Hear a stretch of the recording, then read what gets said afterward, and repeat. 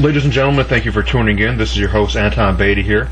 Today's date is April the 5th, 2009, and we have a very interesting show planned for tonight. We're going to be talking about, arguably, the biggest crime in the 20th century. It occurred over 45 years ago on November 22nd, 1963 at 12:30 p.m. in Dallas, Texas. Of course, I'm talking about the Kennedy assassination. This issue is still being debated and is still being discussed everywhere, from college universities to family get-togethers. I know from personal experience. There have been thousands of books written on the subject, literally, and there have been two major government investigations. The Warren Commission, it was completed in 1964, which said that 24-year-old Lee Harvey Oswald acted alone, firing 3 shots from the 6th floor of the school book depository, or Texas School Book Depository, and the other government investigation that was completed in 1979, which concluded that Lee Harvey Oswald was also the killer, but there was probably a conspiracy. That was a House Select Committee on Assassinations. That's what we're going to be discussing here tonight, whether Kennedy's assassination was by a lone gunman or by a conspiracy. I have two very special guests with me tonight, both extremely well read on the subject. The first is a professor who teaches American politics, American public policy, and logic and social inquiry, and even teaches a class on the Kennedy assassination. He received his PhD at Harvard University. He currently teaches at Marquette University in Milwaukee, Wisconsin. Professor John McAdams. Professor, I'll begin with you first, sir. If you please, can you give me a brief introduction on your views on the Kennedy assassination and, of course, where you stand? Well, I think the evidence against Lee Harvey Oswald is absolutely overwhelming. I don't think there's any sort of anything approaching a reasonable doubt that Oswald did it. Now, a more interesting question is whether anyone else was involved, because, of course, Oswald could have been guilty as sin. Indeed, could have actually pulled the trigger and killed Kennedy, and you could still have a conspiracy, perhaps a conspiracy that had another shooter in Dealey Plaza, perhaps a conspiracy of people who put Oswald up to it. I don't think there was such a conspiracy. In principle, it's almost impossible to prove a negative, but there really isn't any kind of solid evidence of a conspiracy. Oswald was the sort of person who, it's hard to see him as a conspirator if you look at his character and personality. So I think that a prudent conclusion is he's one guy with a grudge and a gun. Sure. Okay. Well, thank you, Professor. I appreciate it. Our next guest has been a student of the Kennedy assassination for nearly 40 years. He first began to read the Warren Commission, evidence and testimony of the Warren Commission in 1969. Mr. Tom Rossley, if you'll kindly give us an introduction on your views of the Kennedy assassination. Thank you, my friend. Good evening. Good evening, Dr. Professor McAdams. May I call you John? You're welcome to, yes. Thank you, my friend. The conspiracy to kill President Kennedy was covered up by elements of our government and our national news media who repeatedly withheld evidence, altered evidence, destroyed evidence, lied, suborned perjury from witnesses, and intimidated witnesses, all of which are felonies called obstruction of justice. I always encourage people not to take anybody's word as to who killed Kennedy. I encourage everybody to read the evidence and testimony given under oath in the Warren Commission's 26 volumes, the Church Committee's 14 volumes, the House Select Committee's 12 volumes. Because whether you know it or not, this is what that assassination cost you personally. It resulted in 58,000 kids coming home from Vietnam in body bags. Because Kennedy ordered the troops home from Vietnam a month before he was killed, Johnson reversed that order 4 days after the assassination. Both of those official documents are on my website under the Vietnam button. The second reason I give you is a little more personal. That assassination resulted in a $7 trillion national debt that you and the next 3 generations of your family won't be able to pay off. I don't think it gets any more personal than that, folks. So, I don't. May I give the address for my website? Sure. And also Professor McAdams as well. Yes, I want people to see Professor McAdams' website, yeah, so they can see the difference between the two. Mine is www.whokilledjfk, no spaces, whokilledjfk.net. Sure. Now, kindly, if Professor McAdams will give the address to his website so people can see the difference. Sure, JFK Assassination. one word, JFK Assassination.net. But anyway, that's my position. Why did they lie and destroy evidence? Why did they commit felonies? Okay. Thank you, Mr. Rossley. Appreciate it. Let's get to the meat of the issue. The evidence of a second gunman. Mr. Rossley, if you please. When you read the evidence and testimony, you'll find that most people said that the shots came from the grassy knoll. And then when you look at the photographic evidence, you'll see everybody raced to the grassy knoll, including people directly under the 6th floor window of the Texas School Book Depository, one of which was Officer J.M. Smith.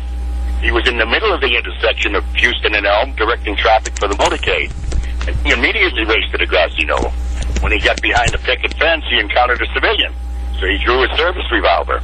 The civilian identified himself as the Secret Service agent, so Officer Smith let him go. And the Warren Commission itself tells us that there were no Secret Service agents on the ground that day. They were all in the motorcade, and they all stayed with the motorcade all the way to Parkland Hospital. So who was impersonating Secret Service agent? Okay. And then the first Secret Service agent that returned to Dealey Plaza was the head of the Dallas Secret Service. His name was Forrest Sorrells. And he immediately went to the back door of the TSBD, and he encountered a Secret Service agent that he didn't know. Okay. So he most likely from Washington. Professor, there were no Secret Service agents on the ground that day. So again, we have someone impersonating a Secret Service agent. Okay. Professor McAdams, is there any evidence that any shots came from any area beside the book depository? And we have the autopsy photographs. We have eyewitnesses, as Mr. Rossley stated. Is there any evidence of a second gunman? Well, let me discuss what he said. Sure. People did not immediately rush toward the knoll. If you look at the films showing what people did in the immediate aftermath, the first few seconds, they moved, actually, those who moved, well, not just stood still, down Elm Street in the direction of the retreating motorcade, presumably to see, what they could see in the retreating motorcade.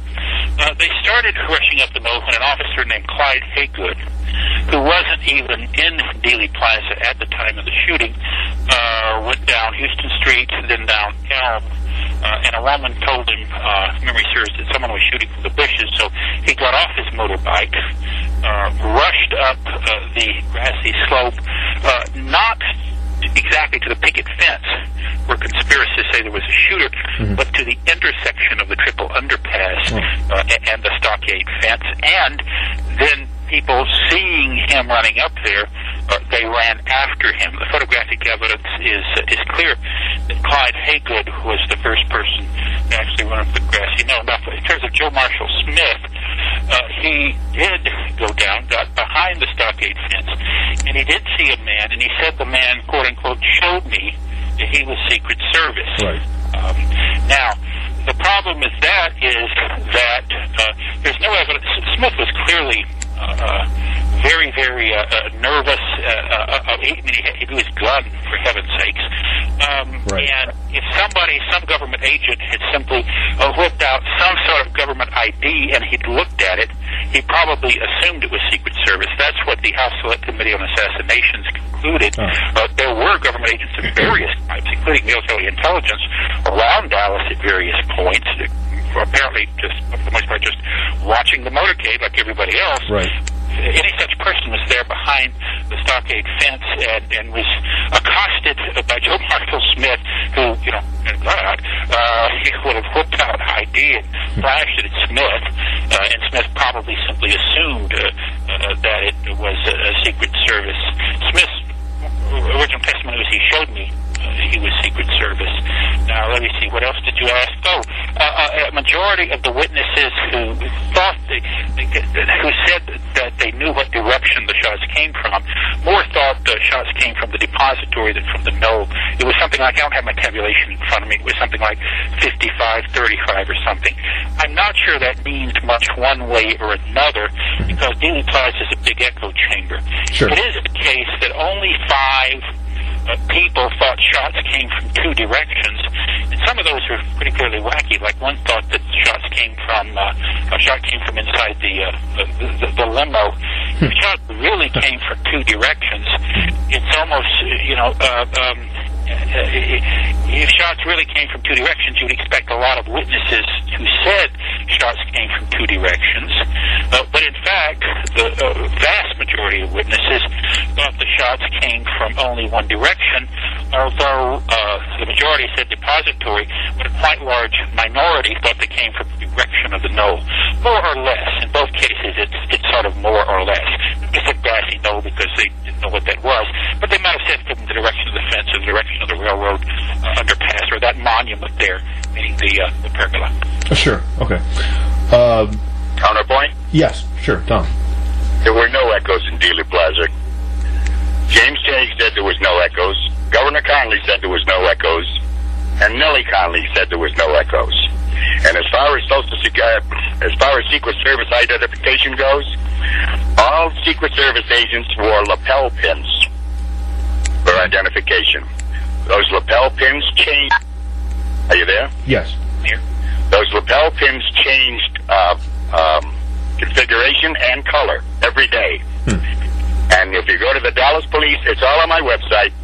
You go to the Dallas Police website, and it specifically states that all the policemen that worked the motorcade that day were shown the Secret Service identification. But is Professor McAdams suggested, is it possible that he may have not been a Secret Service agent, and he may have been just another government worker, and the witness just assumed that he was identified as Secret Service agents by lapel pins. I just stated that. Okay. That's in the official records.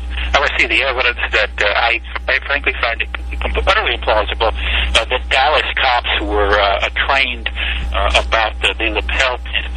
I'd like Mr. Rossley to explain exactly, word for word, what his source says on that. House Select Committee said nothing like that. They concluded the same thing that I concluded.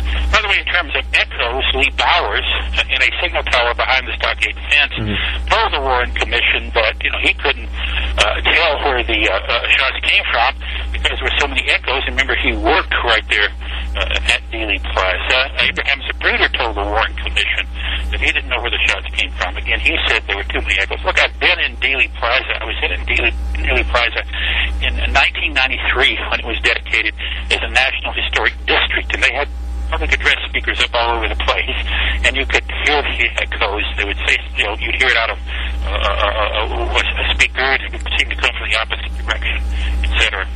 Okay. Oh, the reason that the only one that said reverberations was the word that Lee J. Bowers used, and that's because Elm Street is a bowl, and the terrain goes up on both sides of the bowl, and then for several hundred feet back from that was a 14-foot tower that Bowers was in, so that's why he hears reverberations. But I just gave you 3 names of people that were on Elm Street in the motorcade that said that, well, except Kay, that said there were no echoes. And let's see, you asked for the... I'm not aware, and the House Select Committee was not aware that Dallas cops were told how to identify Secret Service agents. Well, I'm going to read it. I'm going to read it to you right now, sir. It says the police were given samples of all identification, including plastic pin-on badges and colored lapel pins, while pictures of the Secret Service, White House staff, and White House communication pins were shown to the police. So there it is, and that's from the Dallas Police. That's from the Dallas Police Department's website, sir. Okay, a memo from whom to whom? When it says police, I think you're assuming that it means all officers who had parade duty. I think that's grossly unlikely. Some members of the Dallas Police. That you're arguing with the Dallas Police Department's. Well, you tell me. I just want to know a memo from whom to whom, and I want to know the context. That's all I can tell you. The bell pins were shown to every Dallas police officer who worked a presidential visit to Dallas. And it's page 19. I don't know which box number it's in. Does it say to every Dallas police officer who worked motorcade? You want me to read it again, sir? It's on my website if you want to look it up, and you can even copy it from there. Well, sure, I'll be glad to, but I want you to read it word for word. And I want you to know a memo from whom to whom. I don't have that on page 19. All right, well... I mean, you're familiar with the Dallas Police Department's website, sir, aren't you? You mean the Dallas Municipal Archives? Yeah. Certainly, yeah. Okay, so you know there are thousands and thousands of records in 20 boxes. Absolutely. You know that? Absolutely. All right, well, I didn't put all thousands and thousands of records on my website. Another subject, not another subject, but another person, Lee Harvey Oswald. Yeah. The debate is often, was Lee Harvey Oswald acting alone, or was he acting in a conspiracy? The debate is never, is it possible Lee Harvey Oswald never did it alone? Professor McAdams, is that possible? The evidence against him is absolutely overwhelming. To have him be a pure patsy who had no involvement whatsoever, you've got to posit a massive amount of forged evidence. You've got to posit evidence, like say the backyard photos, right. The paper trail linking Oswald to the gun, so well and masterfully forged and fake that the best scientific experts in the country, working under the aegis of the House Select Committee on Assassinations, ruled that they were genuine. You just have to posit a literal cast of thousands for him to have been utterly innocent. By the way, there's one even more obvious argument why, at a minimum, he had to be involved in some conspiracy, and that is, where was Oswald when the shooting happened? The answer is he was clearly out of sight. Okay. Any conspiracy that did not in any way involve Oswald would have no way of knowing that Oswald would be out of sight at the time of the shooting. They would risk Oswald standing on the front steps of the depository in plain sight of about an easy dozen of his co-workers. And if Oswald was there in plain sight of his co-workers, the plot would be blown to hell. At a minimum, Oswald had to be enough of a part of a conspiracy so that the conspiracy could manipulate him to guarantee he would not be in plain sight of anyone when the shots rang out. That's the minimum amount that he could have been a part of a conspiracy. Counterpoint. Yeah, he's part of a. Okay. The backyard photos would have had to have been faked, etc. Okay. Just a real quick question, then I'll let Mr. Rossley answer that. The Altgens photograph, do you believe that that's Lee Harvey Oswald standing in the doorway or Billy Lovelady? Is that for Rossley or me? Okay, Mr. Rossley, go ahead. Yeah, I believe it's Oswald in the doorway. Same shirt that he was arrested in. And there's an FBI report, 2 pages of an FBI report stating that on the 22nd, Billy Lovelady wore a short-sleeve shirt with broad red and white vertical stripes. And I produced those 2 photos on the website also. Okay. The shirt on the guy in the doorway sure looks like this is the same shirt that Oswald was arrested in. And of course, so everybody knows the Altgens photograph was snapped just seconds before the fatal headshot. It was after the shot in the throat, or it was after the at least the second the first shot. It was about frame 250, 255. First of all, the shirt, in fact, was like the shirt Billy Lovelady was wearing, because we have more than just the Altgens photo. We have other photos of the figure in the doorway, some frames from color film that show the shirt. We have a photo, we have film footage of Lovelady sitting in a desk at the police department, apparently waiting to talk to a cop or something, when Oswald, under arrest, is being marched by. Yeah, check his shirt on, yeah. The shirt clearly matched Lovelady. It didn't match Oswald. Not only did Lovelady say he was in the doorway, but several of Lovelady's co-workers testified to the Warren Commission that it was Lovelady in the doorway. And the House Select Committee on Assassinations used people who are called forensic anthropologists. Those are people who specialize in analyzing the human body, particularly facial features. Yeah. Things like, what kind of earlobes do you have? There are actually 3 different kinds of earlobes. I didn't get it. And the House Select Committee forensic pathologist said it was most likely Lovelady. I think the most convincing thing, if you really look at the blow-up from the Altgens photo very carefully, the receding hairline figure matches Lovelady. It does not match Oswald. I didn't get a counterpoint on the last subject. Sure, Tom, go ahead. Now, forgive me, now I forgot what it was. But I'll think of it, believe me. It was about expert testimony. Right. We learned through the Watergate that it's not difficult to get experts to testify to falsehoods. We learned that through Watergate.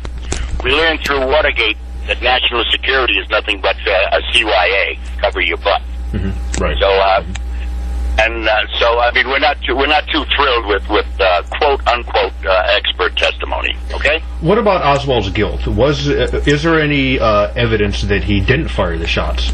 Page 560 of the Warren report. They gave him a paraffin test as soon as they arrested him, and the paraffin test on his cheeks were negative, proving he did not fire a rifle that day. Furthermore, there's a new one that I just found recently in the 26 volumes, that he sold a rifle. Oswald sold a rifle. Which rifle? I've only known Oswald to have had one rifle, and that's even in dispute. So what rifle did he sell? Professor McAdams, how... I'm not aware that he sold a rifle. I'll look at Rossley's website to see what he has. There's certainly no other evidence from people like Marina, for example, who knew perfectly well he had one rifle, but didn't have the other. And I forgot the earlier point that Mr. Rossley... The paraffin test. How accurate are paraffin tests? Largely useless. Even in '63, it was known to be largely useless as a forensic device.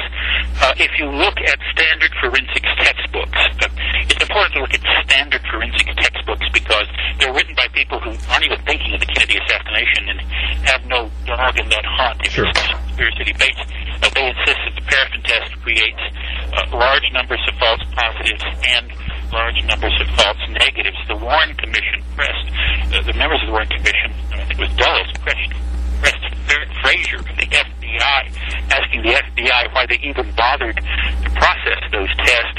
And Frazier explained, or started to explain, that they were a great tactic for intimidating a witness. What volume and page would I find that answer? Frazier's testimony. What volume and page would I find that answer? I have no idea. It's on my webpage under firearms. No, I don't want your website. I want to know what volume and what page it's on. I do not have my website up in front of me, and I don't have the Warren Commission volumes in front of me. Search firearms, factoids, Frazier, paraffin test on my website, and that'll turn it up. That's what Frazier said. Actually, Dulles, it's sort of humorous. Dulles cut him off. He said, I understand. But essentially, the standard forensics literature says the paraffin test created large numbers of false positives, large numbers of false negatives. By the way, if Rossley wants to take it, paraffin test at face value, the paraffin test proves that Oswald was shot killed it. I don't think it proves either that absolutely not. Or that he didn't shoot us. Isn't it true the paraffin test was positive on his hands? Yes. Yeah, on the palm side, yes. Okay. But it prompts another question. Is Professor McAdams advocating the release of all prisoners that were convicted on the basis of paraffin test? Is that what he's doing? Oh, if there are any still there, I mean, the paraffin test hasn't been used. Either hasn't been used in recent years, or I think in some cases they have found ways to test things found on the skin that are more precise. But yeah, if there's anyone still in prison who is convicted on the basis of a paraffin test, and the jury taking the paraffin test at face value, yeah, they ought to be pardoned. Okay. Very good. That's all I wanted to hear. You believe that all prisoners and everybody in prison now, based on paraffin test, should be released. Do I understand that correctly? Yes, I doubt that's more. I doubt that that's all the evidence was.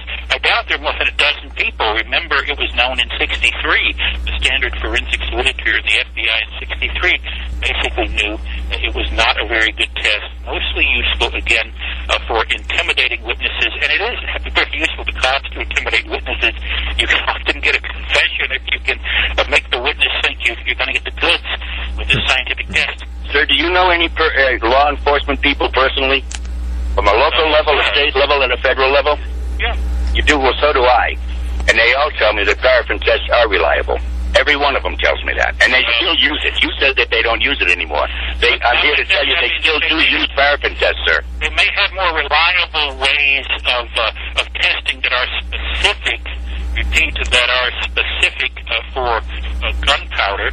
The test at the time was not, and there is, I'm sure they will assure you that particularly when you're shooting rifles, which have bolts that close tightly, which is different from pistols, that there are a very large number of false negatives. That is to say that lots and lots of cases where the paraffin test, it simply comes up negative, but other evidence shows clearly that the person did it.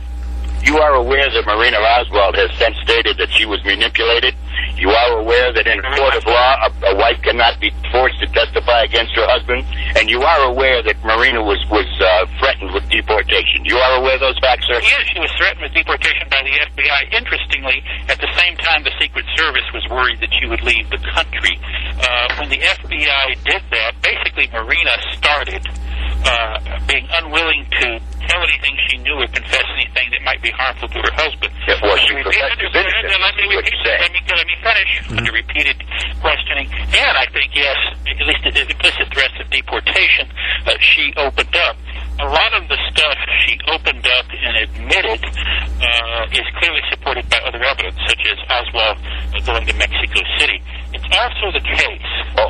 It's also the case that it has now been 40 years, and if you look at her discrete testimony, not her opinion about whether Oswald was in fact guilty, but things such as whether he came home late and panting one night and admitted that he shot. Did we stick to one that he shot? No, that he shot at. I'm blanking on the name of that right winger, Walker. Yes, she's never backed away from that. In the early '90s, on Oprah Winfrey, she repeated that. In spite of making it clear she believed her husband was innocent. In the late 1970s, no one was threatening to deport her, and it simply could not have happened. She told the House Select Committee on Assassinations that Priscilla Macmillan's book, how many subjects do we got covered here? Was good information. Professor, I just want to ask you just a quick question. Is it possible that Marina Oswald did testify under oath to the Warren Commission that she was threatened? Is it possible that her testimony could be void because of coercion? Wife cannot testify against her husband in a law court, in a fact-finding proceeding where no guilt or innocence is involved. Yes, she can. She can't be forced to. It's a matter of opinion about her testimony. The fact that she has never backed away from saying, for example, that Oswald shot at Walker. She's never backed away from saying that Oswald had a scheme to hijack a jet and defect to Cuba. She's never backed away. In fact, she has repeated multiple times since the 1960s. She has repeated the truth of her testimony and not recanted it, in spite of having been convinced by conspiracy researchers that her husband was innocent. I think shows that it in fact is pretty solid. Mr. Rossley? We're going into multiple subjects at one time. Let me ask you this, sir. Have you personally spoken to Marina Oswald? No, have you? Yes, I have, sir. What did she tell you? That Lee was innocent and she was threatened with deportation. And she said a lot of things that she was forced to say a lot of things that were untrue. Well, then what did she say that she said was untrue? Just about everything, sir. Well, I know that on Oprah in the early 90s, she was quite explicit that she had told the Warren Commission the truth about Oswald shooting at General Walker. There's tons of evidence that Oswald, in fact, went to Mexico City. No, there isn't. Information she did not give up early, but rather later under pressure. Which one do you want to talk about, sir? Shooting at Walker or we're talking about her testimony. I'm simply talking about the fact. Well, which one? One at a time. No, her testimony is the issue. All right, which one? Pointing about that on key issues in her testimony, such as whether she took the backyard photos, or whether Oswald shot at Walker. No, her testimony, in fact, has been consistent. Pick one of them, sir, and we'll debate one of them. Which one do you want to discuss? The backyard photos or shooting at Walker or Mexico City? Which one do you want to discuss? You can pick any of the three. The backyard photos. Sure, let's think about the backyard photos. Okay. Can you explain the square chin on 133A? And don't forget that she was threatened with deportation. She was secreted away for 3 months before she appeared. When they showed her 133A, she said she admitted that she took it. When they showed her 133B, she said, well, no, I don't know. She said, maybe I pressed the button twice. On the Imperial reflex camera, that's impossible, or you would have gotten a double exposure. And she didn't know how to work the camera. She didn't know how to forward the film. And then 12 years later, 133C shows up with paraphernalia that in what was his name? You know his name. Geneva. White. Yeah. Okay. Professor and with McAdams. paraphernalia that enabled you to put one photo on top of another photo. Okay. And then we find out that there's a fourth pose with him with both hands on the rifle over his head. That over his head was probably a description of one of the other three. That's what we got from Marguerite Oswald. By the way, Marina admitted that she and Marguerite burned one photo that they found. No, Marina burned it. Assassination. That's what they admitted. But they admitted to the warrant. Gentlemen, isn't it true that the House Select Committee on Assassinations concluded that the backyard photos were genuine? Yeah, they did. They did for a lot of reasons, including... But they never explained the chin. There is no square chin. There's no square chin? It's a normal chin, which if you want it to look at normal, is to a degree in shade. I mean, the sun was coming down from a rather high angle, but there's no quote-unquote square chin. You don't want to go there, John, because that gives you two different suns in the sky that day because of the shadows of the rifle in 133B. The House Select Committee went all through that. Everything that has been pointed out by people like Jack White that supposedly showed fakery, they debunked, and they debunked thoroughly. And it's that House Select Committee on Assassinations, Volume 6, which you can fairly easily find online these days, which everyone should look at. Oh, I've got the volume, sir. It's an example of very thorough science. It's an example of very thorough science, and it's amazing the number of factors. The supposed shot, first of all, the Geneva D's, formerly Geneva White, Roscoe White's wife, photo, which did disappear and was discovered in the 1970s. If you want to think that that's suspicious, you would have to show me in that photo something that reaches any other conclusion or is any kind of evidence of anything that is not obvious in 133A and 133B. Basically, it's exactly the same subject matter. The key difference is that 133C is the one that Marina apparently shot first. It's less clear than the others. She apparently pressed down on the shutter particularly hard, so there's a sort of rotation blur to the photo, but it shows exactly the same things as A and B, leading to the question, if you really want to say conspiracy concealed it, why in the world would they? We have it now. We can look at it. The House Select Committee had it, and it doesn't show anything sinister. Okay. That gets me to the next subject I want to bring up, speaking of Oswald's gun. Mr. Rossley, how good of a shot was Oswald? He was a lousy shot when you read the testimony of his personal sergeant, Sergeant Nelson Delgado, and also Colonel Folsom. Says when you look at those records, it shows that he, quote, a rather poor shot. Okay. And Delgado got even more detailed. He said that every time he was on the range, all he got was Maggie's drawers. That means he didn't hit the bullseye. It means he didn't hit the whole target. Professor? That's simply untrue. Oswald shot twice, for the record, okay? Once early on in his career, when he was still a gung-ho Marine, he shot, he was qualified as a sharpshooter at that point. In the Marines, you can be a marksman, sharpshooter, or expert. That made Oswald a fairly average Marine as a shot, and of course a fairly average Marine is a very good shot by the standards of the civilian population. The guys in Wisconsin who go up north in November to shoot deer. He did much less well, barely making marksman.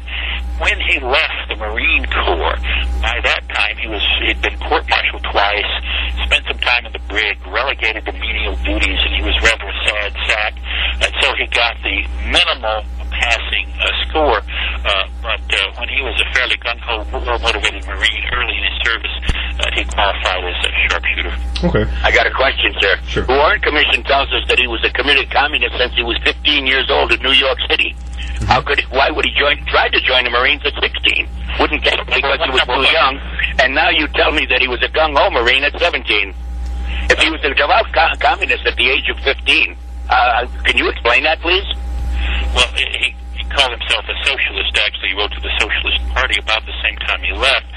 Number one, the fact, first of all, he had an older brother who'd been in the Marines. Two older brothers. The fact that he tried to get in at 16 by having his mom lie for him simply indicates how much he wanted to get in. Yeah. Probably the biggest thing, quite simply, was he basically had dropped out of school. He lived under the rather oppressive thumb of his mom. To understand, Lee, you really have to know Marguerite Oswald. And getting out of house into the Marines, learning how to shoot, getting to travel, etc., was in many ways a perfectly attractive proposition. He certainly did consider himself at the time a Marxist, but that was sort of a path out of the house, a path out to a great world of adventure. That's the next subject that I wanted to get to. But before I do that, one last question about Oswald's shooting. The famous Mannlicher Carcano. Was that a piece of junk, or was that a good weapon, Professor? Fraser, the FBI bench tested it, which is that you basically put the gun in a vise and fire it at a fixed target. I think it was 100 yards, and it created a very, very small pattern. In fact, it was quite accurate. It was a war surplus weapon.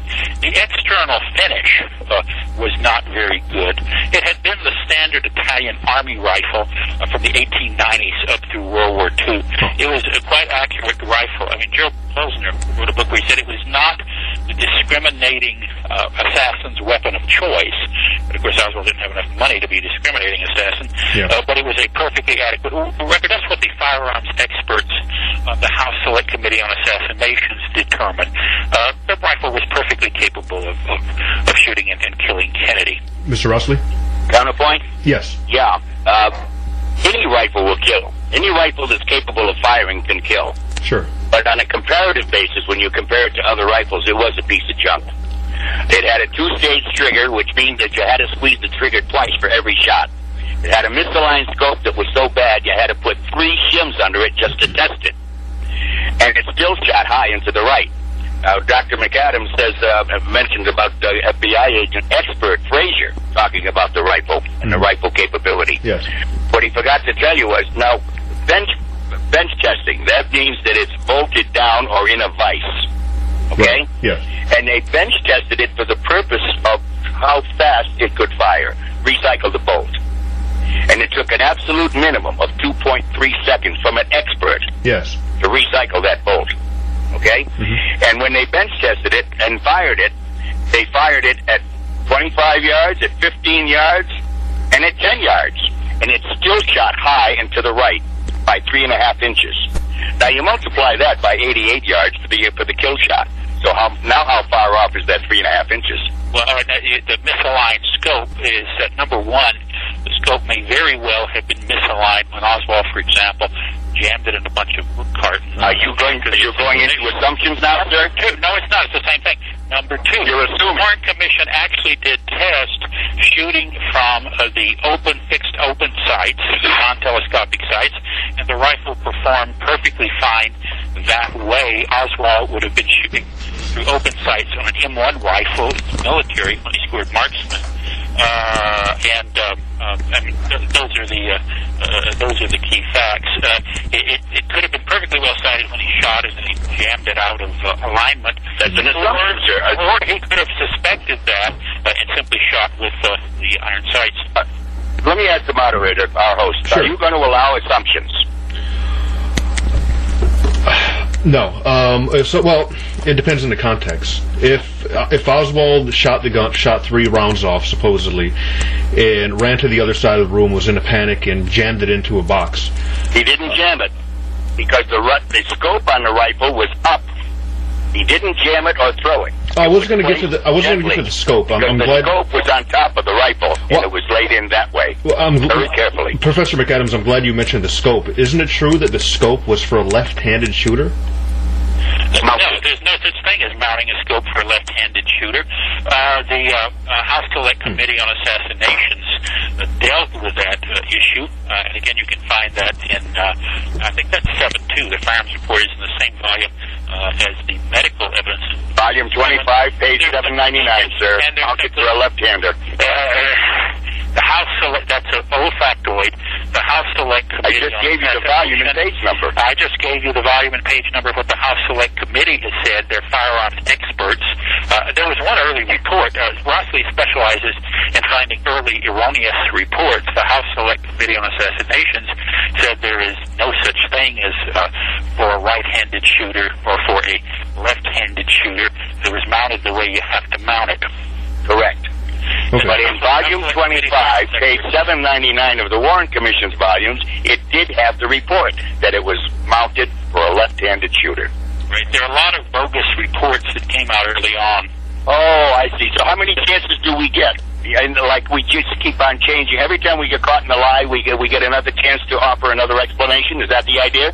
Every time a conspiracist raises an issue, it's perfectly sensible, as the House Select Committee on Assassinations did, to ask experts about the claim. And that's what they did in conspiracy literature in the late 70s when the House Select Committee was meeting. That was a factoid about the assassination that had been floating around, which is why they recruited a panel of firearms experts and asked them. So, Professor, just to understand your position, you're pretty much saying that the House Select Committee on Assassinations had a more accurate report than the Warren Commission. Yeah. Or they did a more comprehensive study, rather.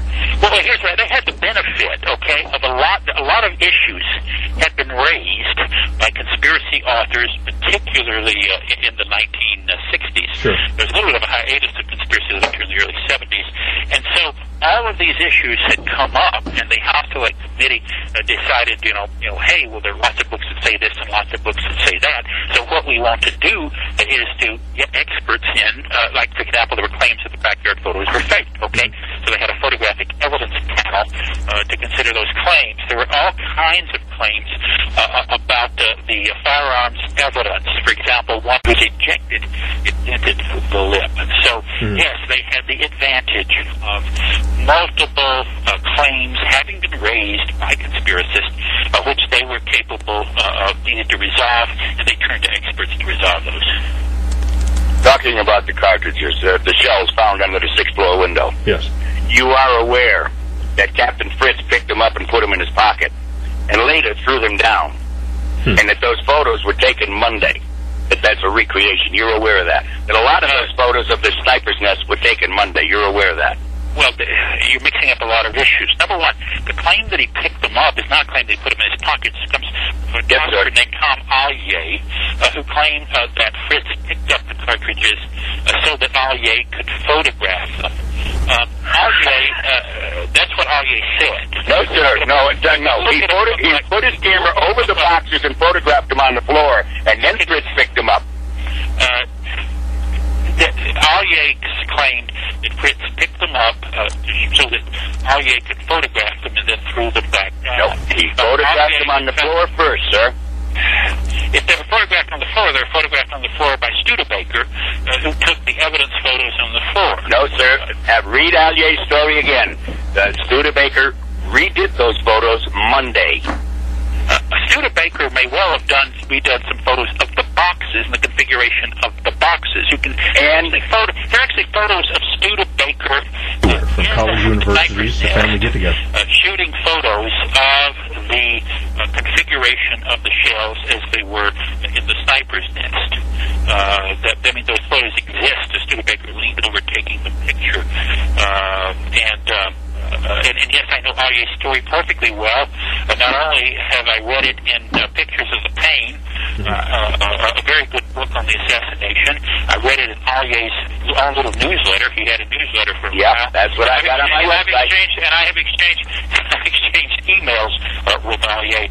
Rossley, by the way, is not perfectly reliable. Number one, he does not have any film footage of the 3 spent cartridges. He took 400 feet of film that day, sir, and we haven't seen it, have we? That Fritz showed him. He, in fact, retrieved as much as he could, and doubtless would have retrieved something that important.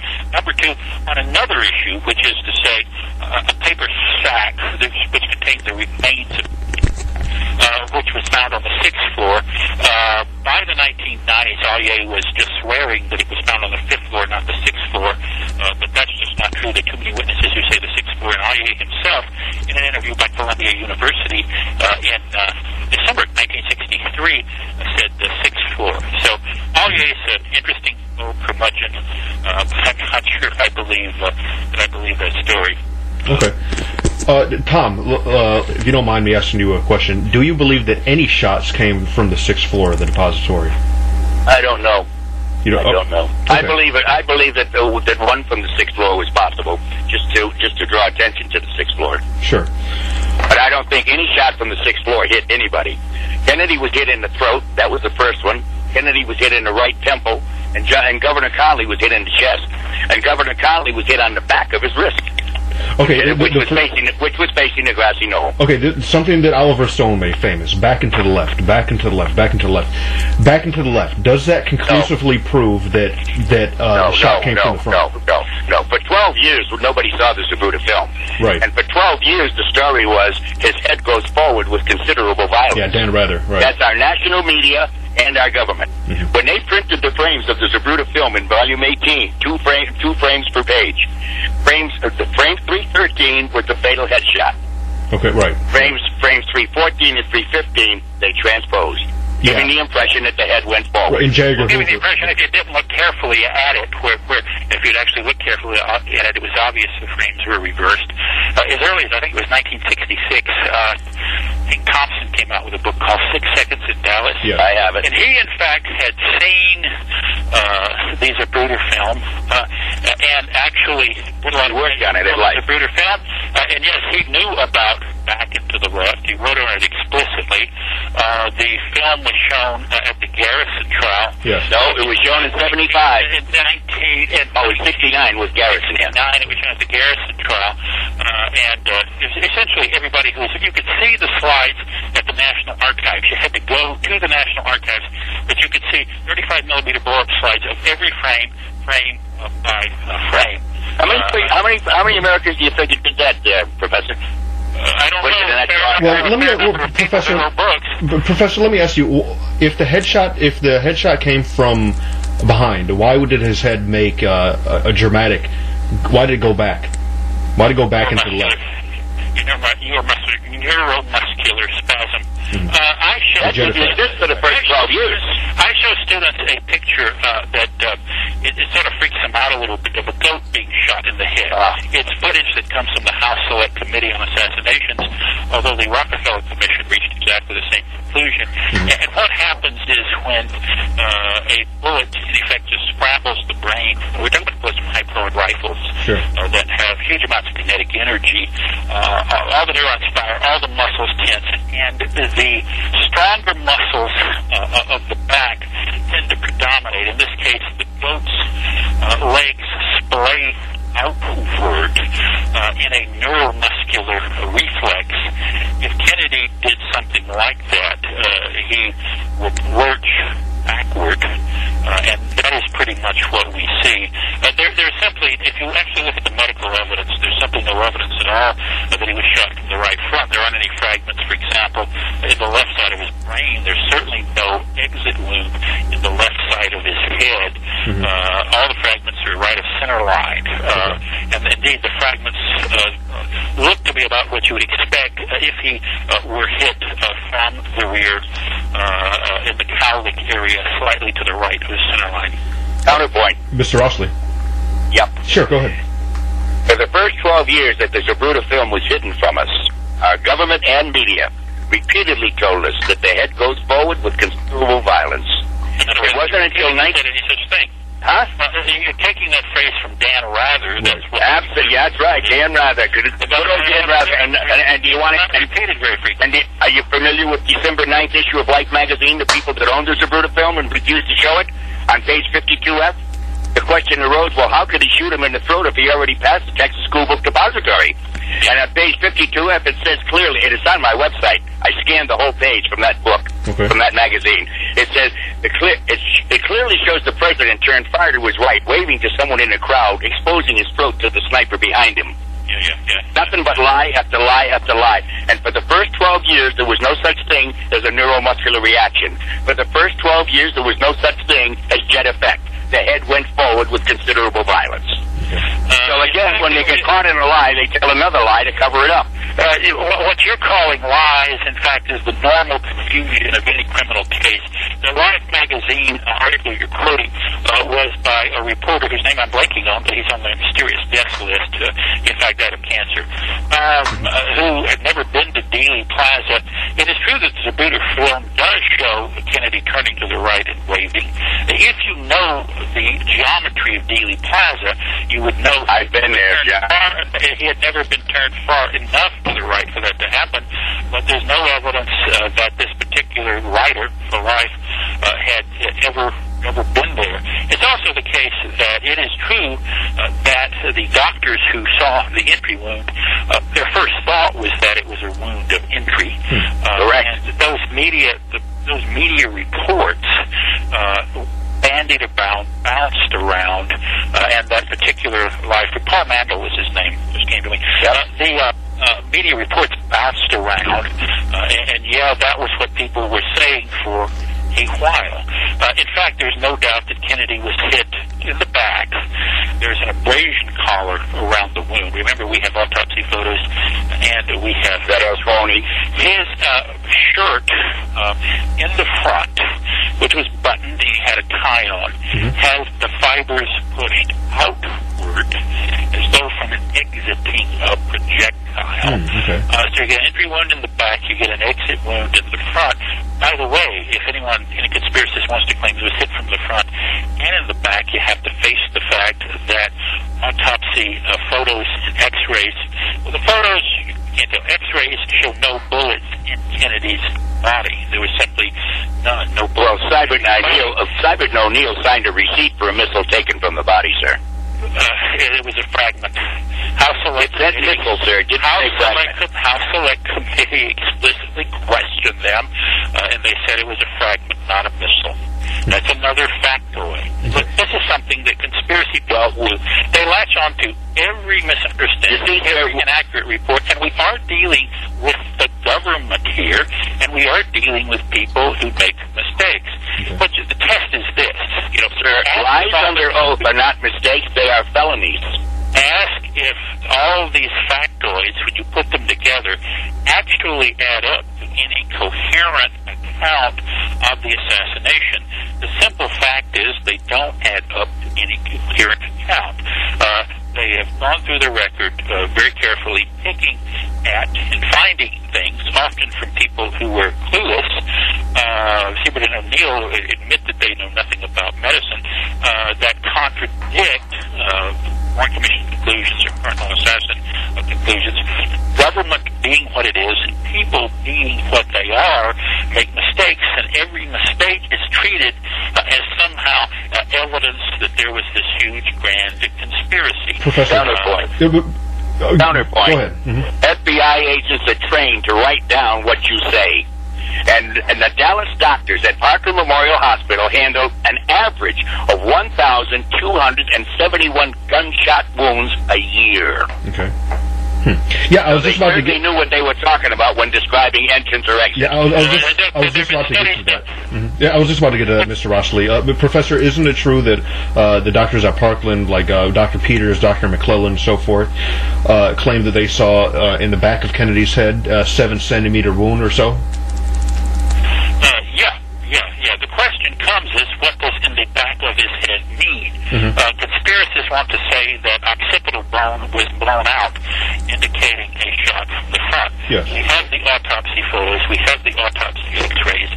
They were meticulously examined for authenticity by the House Select Committee on Assassinations. For example, they looked at the autopsy photos, then they got pre-mortem they looked at the autopsy x-rays, and then they got pre-mortem x-rays of John Kennedy from when he'd been in the hospital earlier. They looked, for example, at the sinuses. Sinuses are as distinctive as fingerprints. And they looked at the teeth, the dentition, and that, too, is as precise as fingerprints.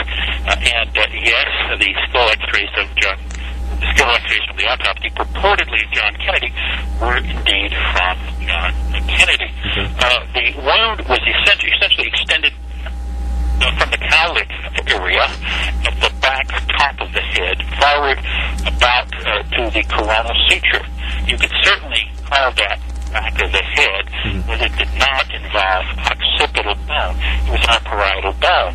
Actually, some of the doctors, even the expert medical panels who examined it, called it an occipital wound. Yes. The thing is that an occipital wound is not the same thing as a wound in occipital bone. Both the Danzig-Clark panel in the late 60s and the House Select Committee on Assassinations called it a quote-unquote occipital entry wound, and they were explicit that the wound entered parietal bone 10 centimeters, say 4 inches, above the external occipital protuberance.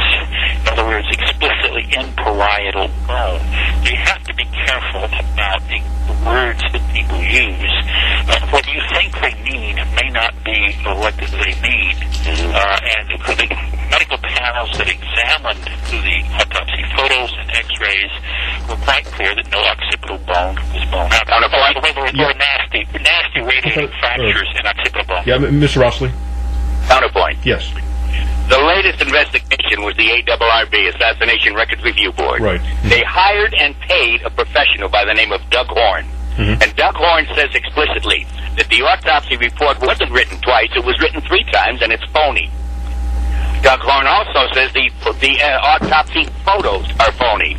He also says the autopsy x-rays are phony. That's a professional hired and paid by the ARRB, and it's on my website. You go to the autopsy button, and then you'll get a couple of choices there. There'll be the autopsy photos, the Horn report, and orders of silence. How everybody in both hospitals was ordered to keep their mouths shut. All doctors and medical personnel. That's Nazism, sir. Horn is not a medical professional, and he early on fell under the influence of a conspiracist named David Lifton, who believes that all the shots that came from the front. If you actually look at the evidence the ARRB looked at, they had, first of all, they didn't examine the x-rays. They didn't actually scientifically examine the photos of it. They didn't show photos to some witnesses. And the eyewitness testimony that they got is essentially all over the place. You can find lots of contradictions between AARB testimony and earlier testimony. The trouble is, one part of the AARB testimony that supposedly proves conspiracy will contradict another part of the AARB testimony. That we've got reasonable doubt, don't we, sir? That supposedly proves conspiracy. That we have reasonable doubt at a minimum, don't we, sir? Because the best evidence is the autopsy photos and x-rays and their interpretation by the best forensic pathologists in the country, not some assassination buff. Well, let's take one of your... You're quoting Horn, you're not quoting the ARRB. The Chief Staff Counsel of the ARRB spoke at Stanford and explicitly said, I've learned one thing about this, it's be careful in ever believing witness testimony. It can be all over the place. Which amounts to reasonable doubt. No, because the best evidence is the autopsy. According to American jurisprudence, you've just established reasonable doubt. I'd like to ask you a question, sir. You and I bumped heads on a news group. You and I bumped heads on a news group about destruction of evidence. Oh, sure. And, You do recall. You do recall. Well, you did make a statement one time on the news group that you admitted that they did, the authorities did, destroy evidence on a maximum 2 or 3 occasions. I asked you repeatedly to name those 2 or 3 occasions, and you never chose to do so. Would you better do it now? Well, I have. The one I clearly, the most clear case, you can run something else by me if you want to. The clear case would be the Hosty note, where Oswald, irate and unhappy that Agent James Hosty had gone out to Irving, Texas, to interview his wife, who was living with Mrs. Ruth Payne, went into FBI headquarters. So, well, you don't have to give the detail. As long as you admit it. One irate note to Hosty, essentially saying, if you leave my life alone, if you have anything to ask me, that was destroyed on the afternoon that Oswald was shot by Hosty on orders from his counterpoint. Now, the question is what that proves, and the answer is it simply proves that the FBI was trying to, Shanklin particularly, was trying to cover up evidence that didn't in any way prove a conspiracy or even suggest a conspiracy. You don't think destruction of evidence is a conspiracy, sir? It would have been quite embarrassing to the FBI In other words, it was CIA from bureaucrats. Okay. It's still a felony, sir. And you approve of it. Now, what were the other two that you agreed? What were the other two that you admitted? I don't remember. Run something by me, and I'll respond. Well, I've asked you repeatedly. You admitted to 2 or 3 destruction of evidence. I have trouble thinking. I have trouble now thinking of any others. Run something by me, and I'll respond. Oh, okay. Okay, Mr. Rossley, I want to get back to the headshot, if you please, if you don't mind. Yeah. The Zapruder film. The Zapruder film, of course, we know that does go back and to the left. But can it also be argued that if you watch a Zapruder film, when you look at frame 313 on, you can clearly see John F. Kennedy's head, back of his head, intact, and it's the front of his head that's blown out. The side of his head blown out. But it doesn't show that in the autopsy photos, does it? Sure. But it doesn't show that in the autopsy photos, does it? Yeah, it does. Professor? It shows the right top of his head blown out. The stare of death photo? Well, you can't see much of the stare of death photo. There's a photo of the top of his head that shows his brains falling out. Yeah, right. That makes it clear the location of the shot. Yeah, that's the top of his head. Yeah.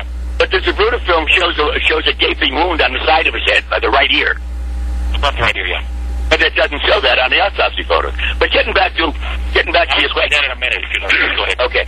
Yeah, you wanted to know, to refresh your memory about all my claims of destruction of evidence. So I'm trying to refresh your memory as to which ones you agreed to. You've only announced one of them, the destruction of the Hosty note. Incidentally, the Hosty note, there was 4 people that were aware of that note, that saw that note. There was Nanny Fenner, the receptionist. There was Hosty himself. There was his boss, Ken Howe, and his boss, Gordon Shanklin. Gordon Shanklin was never called to testify, by the way. No, he was called to testify and said he didn't remember that happening. I don't think anyone... I said he was never called to testify.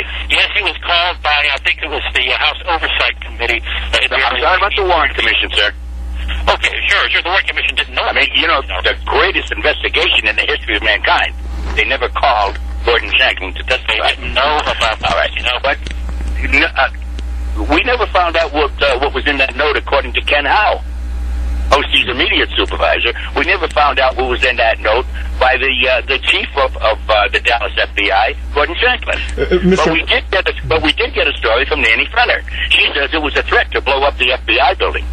Yes, except that here's the problem. In fact, the Washington Post, when it came out in the 70s, did publish an article where the author did mention how, and if memory serves, it's been a while since I read that, did tend to side with Hosty. I believe Hosty, simply because, Nanny Fenner looks to have been a bit hysterical. Her version... Oh, witness is hysterical. Her version, we have a lot of Oswald's writings, and Oswald was not the sort of guy who would write, well, I'm going to blow this up. He would use somewhat stilted language, and Hosty's version. Oh, so now he's not a menacing person. Hosty's version of the note sounds a lot more like actual Oswald writings that we have dealing with bureaucrats than Nanny Fenner's. But Nanny Fenner testified to something different, didn't she? He did threaten to blow up FBI headquarters. Suggest a conspiracy. It just suggests he's a crazy guy. Professor, may I ask you a question? Sure. And we'll try to make it real brief, just for a basis, okay, of where we're both coming from. Just answer yes or no. Do you have the Warren Report, GPO edition? The GPO edition? Yeah. No, I have an offset, a copy of the GPO edition. Actually, I have 2, which are identical. They're simply photo offset versions of them. Okay, well, I've got several GPO editions. Do you have the actual 26 volumes of the Warren Commission, GPO? No, I have them on CD. No, you don't. Do you have the House Select Committee's report, GPO edition? Most of it. I have 1 volume missing. Okay. Oh, you have all the volumes? All except 1, yeah. Oh, okay. Okay. Very good. And you have the Church Committee's hearings in 14 volumes? No, I don't. Oh, you don't? Okay. And do you have any of the Dallas newspapers? That's all online at History Matters, by the way. For anyone who's listening. Well, it's on my website, too, sir. It's on my website, too, because I have all those volumes. Do you have all the Dallas newspapers from that week? Dallas Morning News and Dallas Times Herald? Yeah, they're microfilm at the Marquette Library. I had them. Oh, you don't have the actual papers? Okay. Actually, I think I have the day of the assassination is backed away somewhere. Although that's irrelevant if you get it on microfilm. You get it. Although you got to tell me what the point of it is. Yeah, Mr. Rossley, what is the point? With the original reports. You see, all the original reports have changed from the 10 months later with the Warren report. That's my point. And I myself worked in the news media, and so I saw all the original reports over the wire services. So I saw how they all changed by 10 months later when the Warren report was released. Okay, Mr. Rossley, here's a question that a lot of people have, even some people who do believe in some conspiracies have. How is it possible, in your opinion, how do you think it's possible if you're saying that Oswald didn't even do it, if you're saying that he wasn't the shooter, he had nothing to, he was totally innocent, that means, as Professor McAdams stated, that there would have to be a huge, unprecedented conspiracy.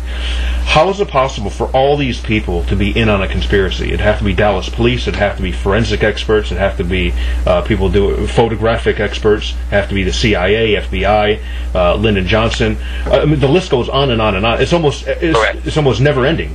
How is it possible, realistically? I mean, it's fun in Oliver Stone's movie. It is. It was a good movie. I liked it. That's going to get a lot of people mad. I love that movie, actually. But in reality, is that possible, or does that seem a little bit too far-fetched? Once you realize that there were two separate cover-ups, yes. The first cover-up, the first conspiracy was to kill Kennedy. The second conspiracy was to cover it up. And they all works the same way. The same way that Johnson worked to get these people. None of those, none of those Warren Commission members wanted to serve. None of them. And Johnson coerced them. He said, you have to serve, it'll save 40 million lives. Right. Now that is determined to mean that it was an international conspiracy, which was the first reports out of Dallas, by the way, and that you have to cover it up so that to avoid a nuclear war. And that's how everybody else went along. They were told. Didn't say you have to cover it up. Johnson said that what was going around at the time, what was prevalent in Washington, D.C. circles, was the fear that people would blame communists, either Castro or the Russians, and that would have been an extraordinarily dangerous situation, which, yes, indeed, would have threatened a nuclear war. Johnson didn't tell anybody he needed to cover up anything. He did raise that specter with people like certainly Earl Warren, and the point was that if all the facts got out and people got an account that they thought was comprehensive and sensible, that would diffuse any possible sort of mass hysteria vis-a-vis communists, vis-a-vis Castro, vis-a-vis the Soviet Union, that might be very dangerous in terms of international politics. He didn't tell anyone they had to cover anything up. No, sir, because we didn't cover up the missile crisis, did we, in October of '62? That wasn't covered up, was it, sir? You got to explain what you mean by that. Yeah. You're saying that Johnson wanted to cover it up to avoid a nuclear war because it was committed, the assassination was committed by a foreign government? You had anything needed to be covered up. Huh? What's your point about the missile crisis? I don't follow you. Well, that wasn't covered up, was it, sir? Wasn't that a risk of nuclear war? So nothing was covered up there, was it? Oh, no, you mean Kennedy risked a nuclear war blockading? No, Kennedy didn't risk a nuclear war. Khrushchev did. And Kennedy and Khrushchev worked out a détente. They learned to respect one another. And it went so well that Khrushchev even told Castro, at least this man you can talk to. And Castro's first question was, to Gene Daniel, that was sitting with Castro the day Kennedy was killed, is Johnson is the boss now, how much power does he have over the CIA? That was Castro's first question. Johnson. Now I want to get back to the destruction of evidence that you asked me for, to refresh your memory as to which ones you agreed to. Well, all right, throw one past and I'll tell you what I agree, yeah. Did the Warren Commission lie when they said that hold on, let me read it here, that the part 3 of the application for the post office box was destroyed routinely when the box closed? They lied, didn't they? No, I don't think so. Oh, I've got a letter on my website coming from the post office that says that has to be retained for a minimum of 2 years. So they lied. The fact that a bureaucratic document says that bureaucrats have to do something doesn't mean they do it. I mean, do you think our audience has no experience whatsoever with bureaucrats who lose documents or they destroy documents? The Warren Commission said it by routinely when the box closed.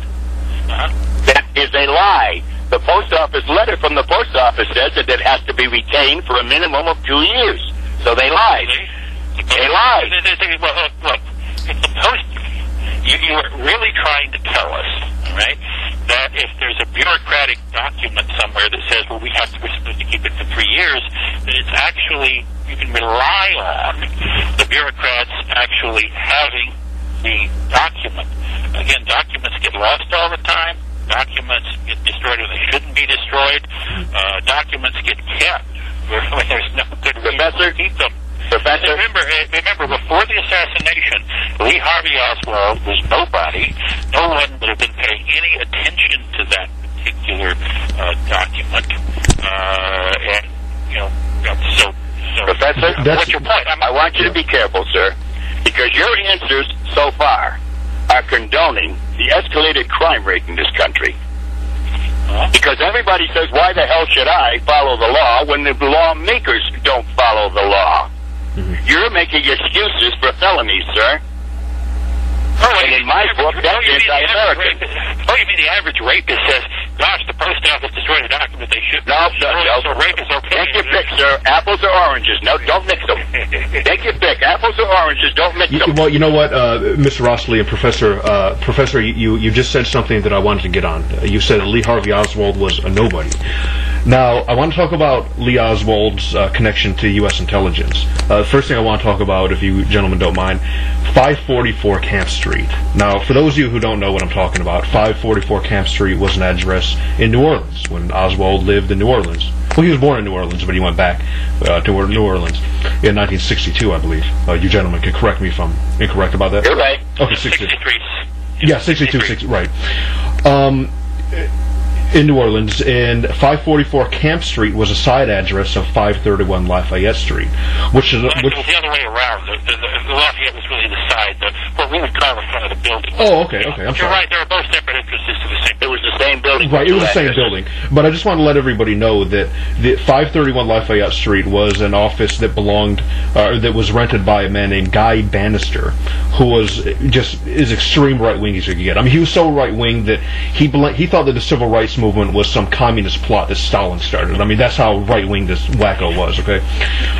And this was supposedly a guy, so if Oswald was connected to this guy, that means that he really wasn't this left-wing communist, but he was a right-winger that had connections to high people, because Guy Bannister was an ex-FBI man. He was of U.S. intelligence. And if Oswald was using a side address... Oh, sorry, Professor? That's different. FBI and U.S. intelligence are very different. Half the time, the FBI and the CIA are bureaucratic rivals, not good buddies. But go ahead. Oh no, that's pretty much my point. Is it true that Lee Oswald had? My main point, question to both you gentlemen: did Lee Oswald have any connections to U.S. intelligence? Was he a secret agent, and so on and so forth? You guys heard the claims. You just want to talk about 544 Camp? Well, yeah. 544 Camp was about a block from where he worked at the Riley Coffee Company. Right. If he had just strolled around the neighborhood on his lunch hour, he would have very well seen, because there was one there at one point, a for rent sign in the window at 544 Camp. It's important to understand that the Lafayette Street address where Bannister was did not connect with the part of the building that you would access through 544 Camp. Sam Newman drew a whole diagram of this building. Sam Newman was the guy who owned the building for the House Select Committee on Assassinations. You go on the ground floor on Lafayette Street, that's Bannister's office.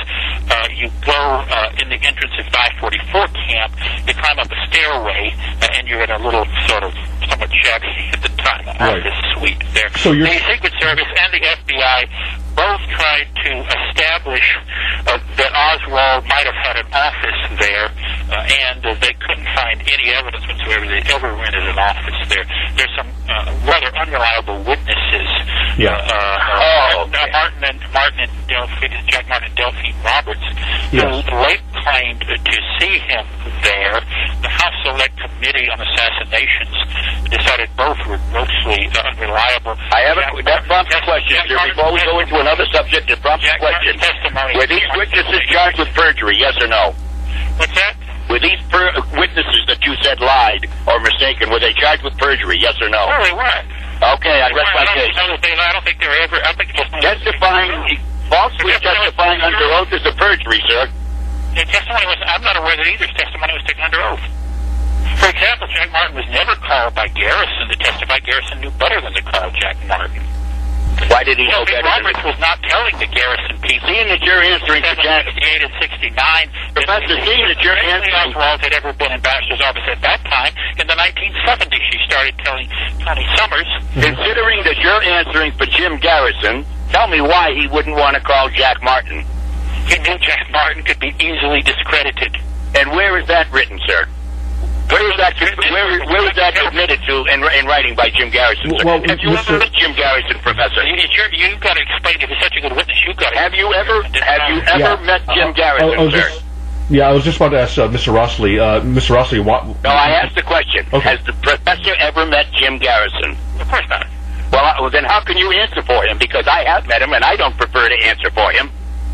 Well, it's an obvious inference. If there's inference, I see inference. Yes, inference. Look, if there's a great witness who could place Oswald in Bannister's office, and that's an important part of the case that Garrison was trying to make against Glacier. There were several. The assumption would be, and it's a very reasonable one, that Garrison would use that witness.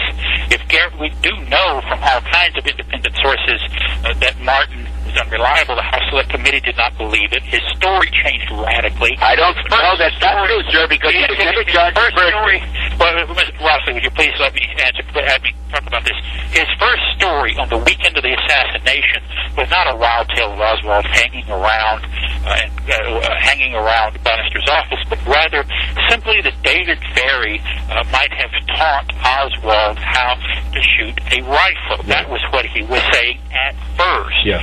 His testimony over time got better and better and more conspiratorial, but still by 67, 68, 69, during the Garrison investigation, Garrison didn't rely on him as a witness and never called him at the trial.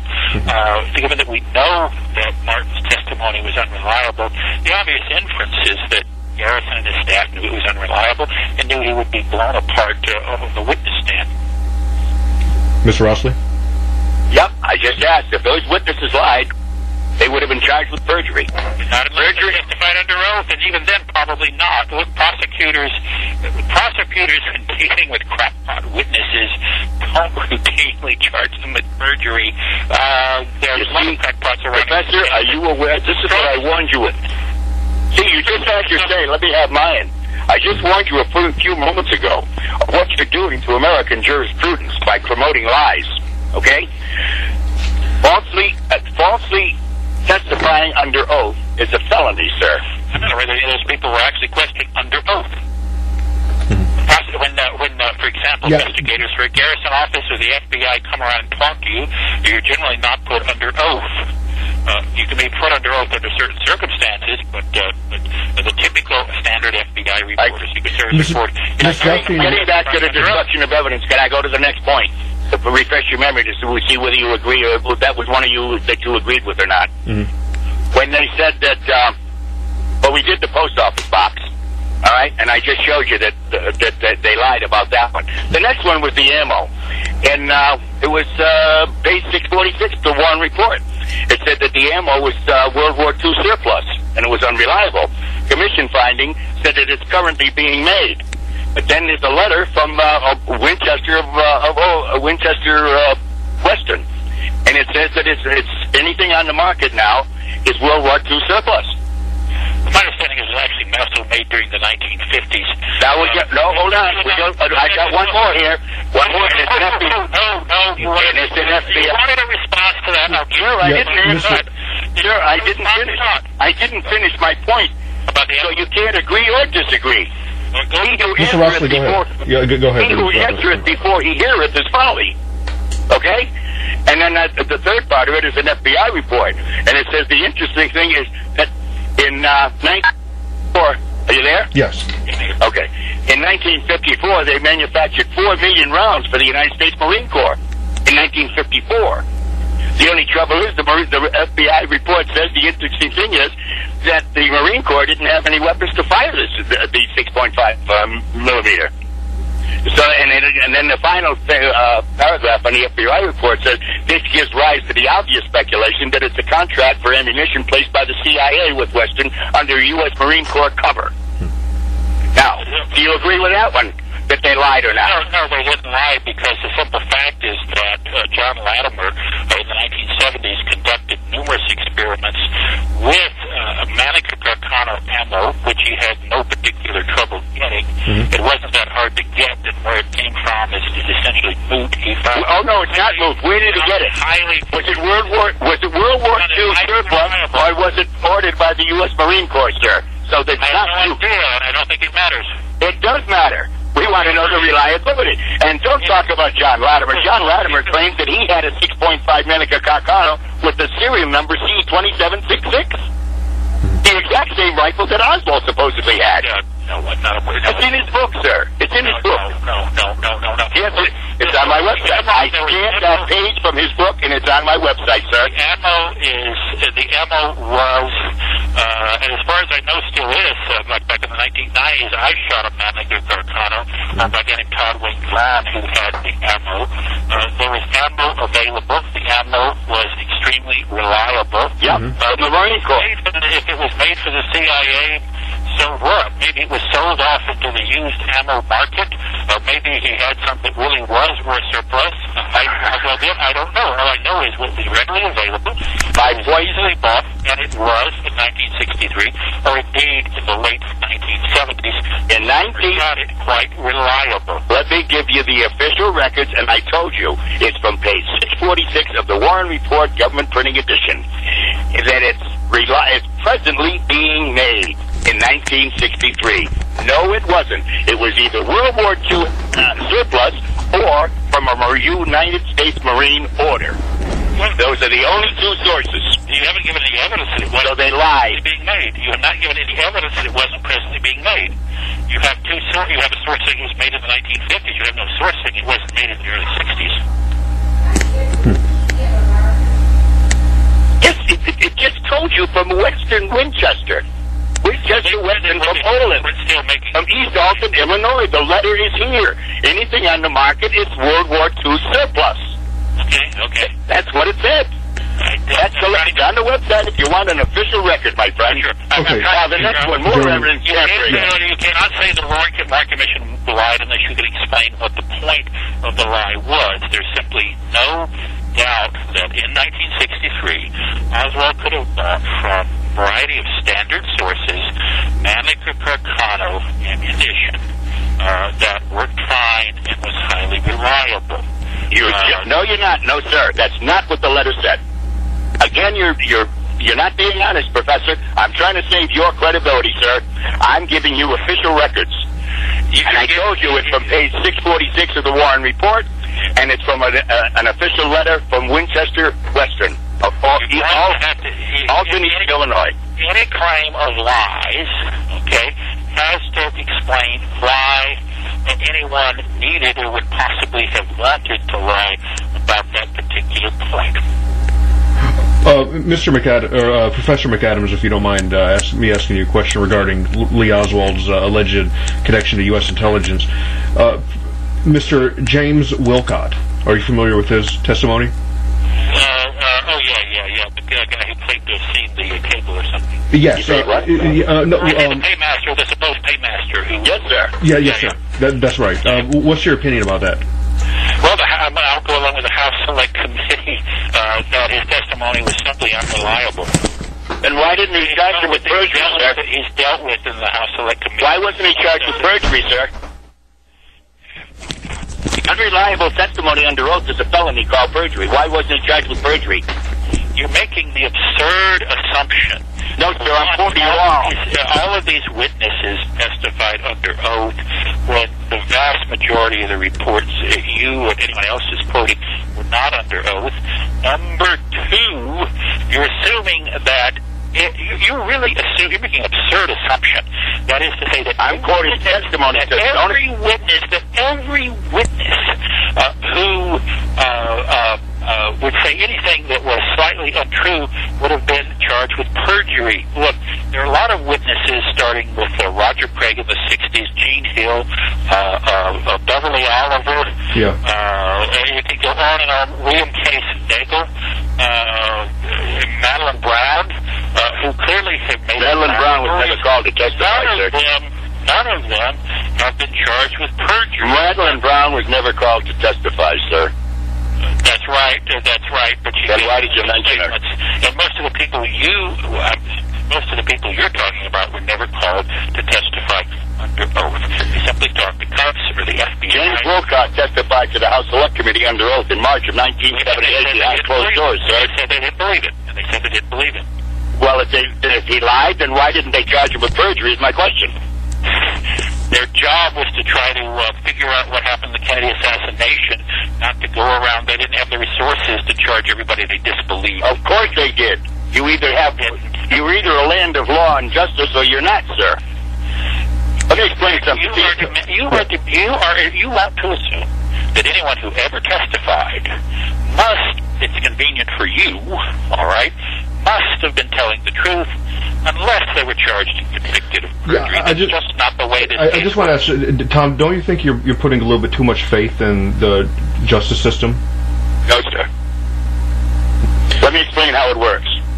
If you testify, I'm the law, okay? If you testify and lie for my benefit, I would be a fool to charge you with perjury. Right. If you testify against my wishes, if I charge you with perjury, that's going to require a trial with the adversary procedure. Right. Yeah. And rules of evidence. The Warren Commission, when they're in their executive session, the first thing they did was they suspended the rules of evidence and they suspended the adversary procedure. Are you getting me now? Yeah. So if you lie that helps me, I let you get away with it. If you lie that hurts me, I will not charge you with perjury because it would require a real trial instead of a kangaroo court. Do you get me? So now, of all of the official investigations in the Kennedy assassination, only one person was charged and found guilty of perjury. So they did have the thought of perjury. Who was that? Huh? Who was that? Richard Helms. CIA Director Dick Helms. If memory serves, he wasn't actually charged and convicted. He was convicted. He was charged and convicted. Got a 2-year suspended sentence and a $2,000 fine. And the organization of retired CIA agents chipped in and paid his $2,000 fine. By the way, he had nothing to do with the Kennedy assassination. There was a completely unrelated situation. I'm talking about his testimony and him lying, sir. Oh, okay. Tell me he didn't know about the Kennedy assassination. Tell me he didn't know all the Watergate burglars. Mr. Rossley, I have a question for you. If you're saying that testimony that went against their preconceived conclusions, as you're saying, why wouldn't they charge Wilcott with perjury if he was going against their preconceived conclusions? Because it would have required a trial. That's why. And they don't want another trial. Right, okay. Because Wilcott, if you read Wilcott's testimony, he gave 15 names of co-workers that could support his story. And they didn't call a single one of those 15 people that he named. If memory serves, in fact, they contacted them and oh, really? Tell me where I can find that, Professor. What volume and page can I find that on? Select Committee on Assassinations report. Nope. They did not call them. 15 witnesses that James Wilcott named. They did not call a damn one of them. For obvious reasons. Mr. Rossley, is it... Oh, Mr. McAdams, Professor McAdams, go ahead.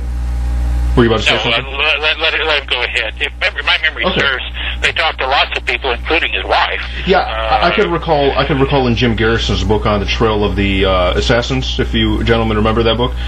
Mr. Garrison, Judge Garrison, mentions Wilcott's testimony, and Jim Garrison, in a footnote in that book, I forgot exactly what page it's on. I can get it if you gentlemen would like me to right now.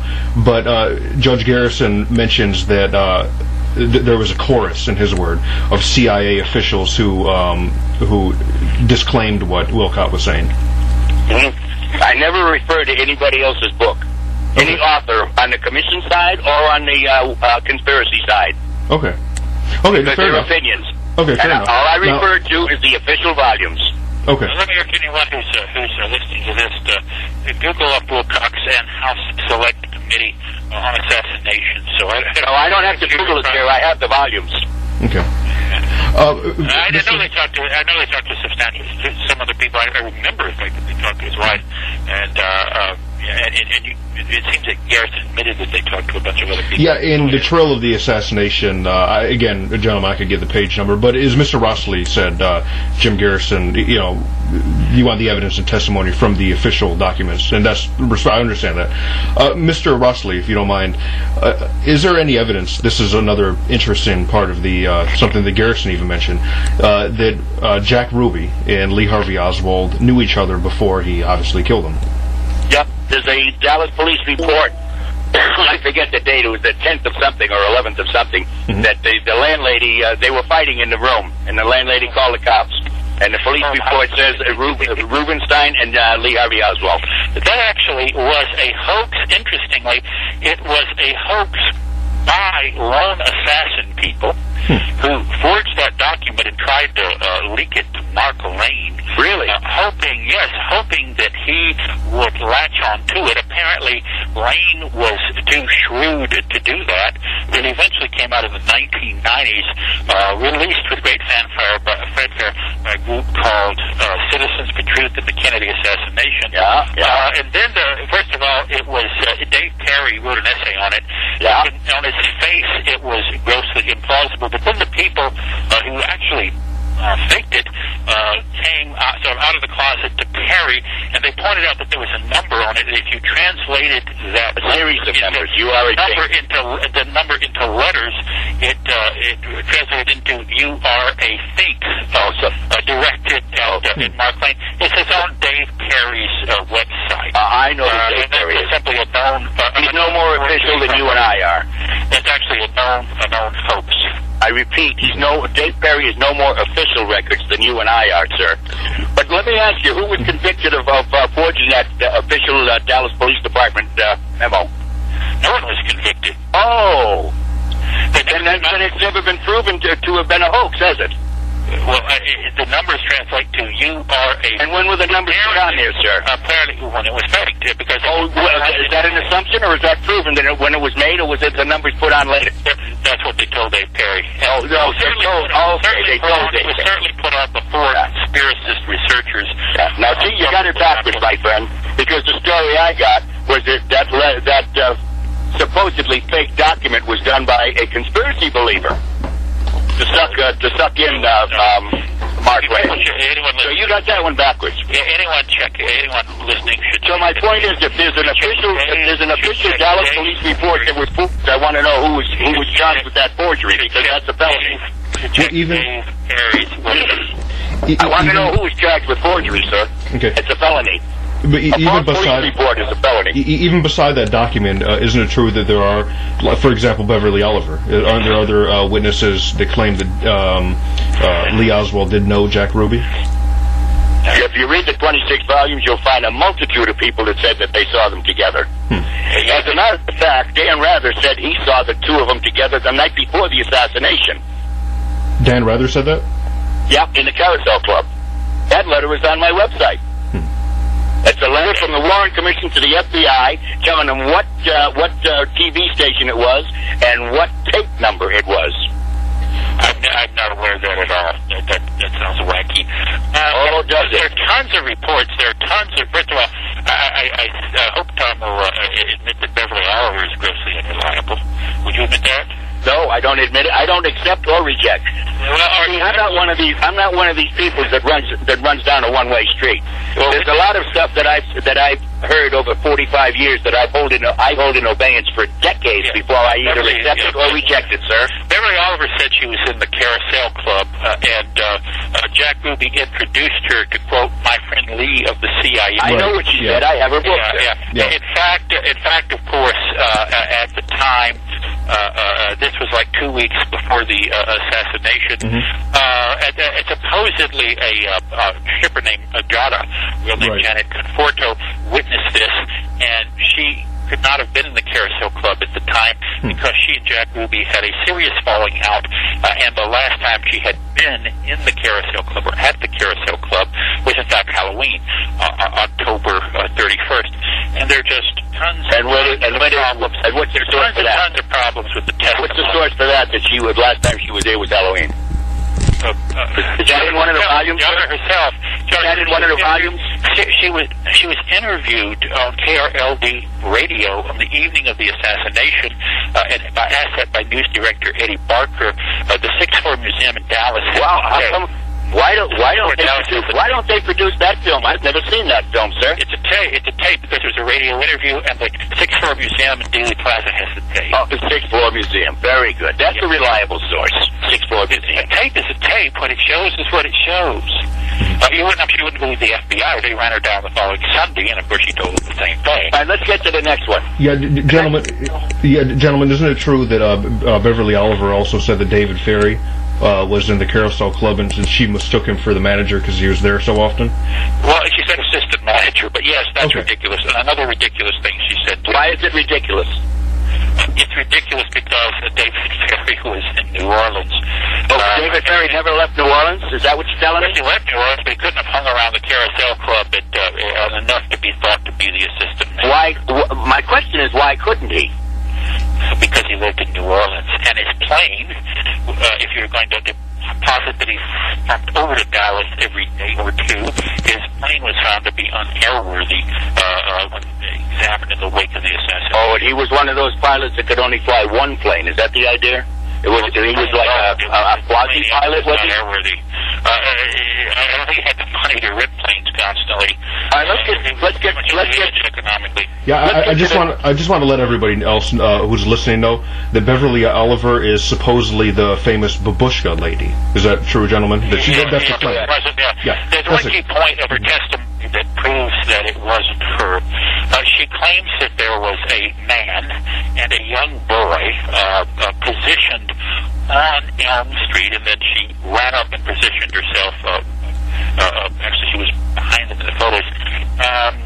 She obviously has in mind Charles Brim and his son Joey, because all the pictures of Dealey Plaza show the Babushka actually behind Charles Brim and Joey. The problem with that is this: Brim and Joey had not positioned themselves on Elm Street. Brim was over at the corner of Main and Houston. He saw Kennedy go by Main and Houston, and then he picked up his son and he ran across the infield in Dealey Plaza so that he could see Kennedy again, which he did. And the whole business about Beverly Oliver positioning herself next to the man and his young son simply has to be untrue. When you look at the Zapruder film, she's to the left of the Bream, sir. And where did she give this testimony? That she positioned herself? No, everything that you just attributed to Beverly Oliver, where did she give this testimony? What did she say? She positioned herself on Elm Street? Where did she testify to what you just said? Oh, in her book. Oh, in her book. Her book is not testimony, sir. That's why I don't use Harold Weisberg. That's why I don't use Gerald Posner. That's why I don't use Bugliosi. I don't use anybody's book. It's her book. I don't care I don't use anybody's book. I use the official documents and given under oath in the Warren Commission's 26 volumes, the Church Committee's 14 volumes, the House Select Committee's 12 volumes. Let me ask you, gentlemen. Any witness's book is considered a primary source for the testimony of that witness. She never testified, sir. If you want her testimony, she did talk to the House Select Committee. She never testified. In Texas, and told them some rather wild things. She never testified to the Warren Commission because she never came forward. She never came forward. No, she never came forward. So tell me what wild things she testified to in the House Select Committee. Oh, she told the House Select Committee on Assassination Researchers in Texas.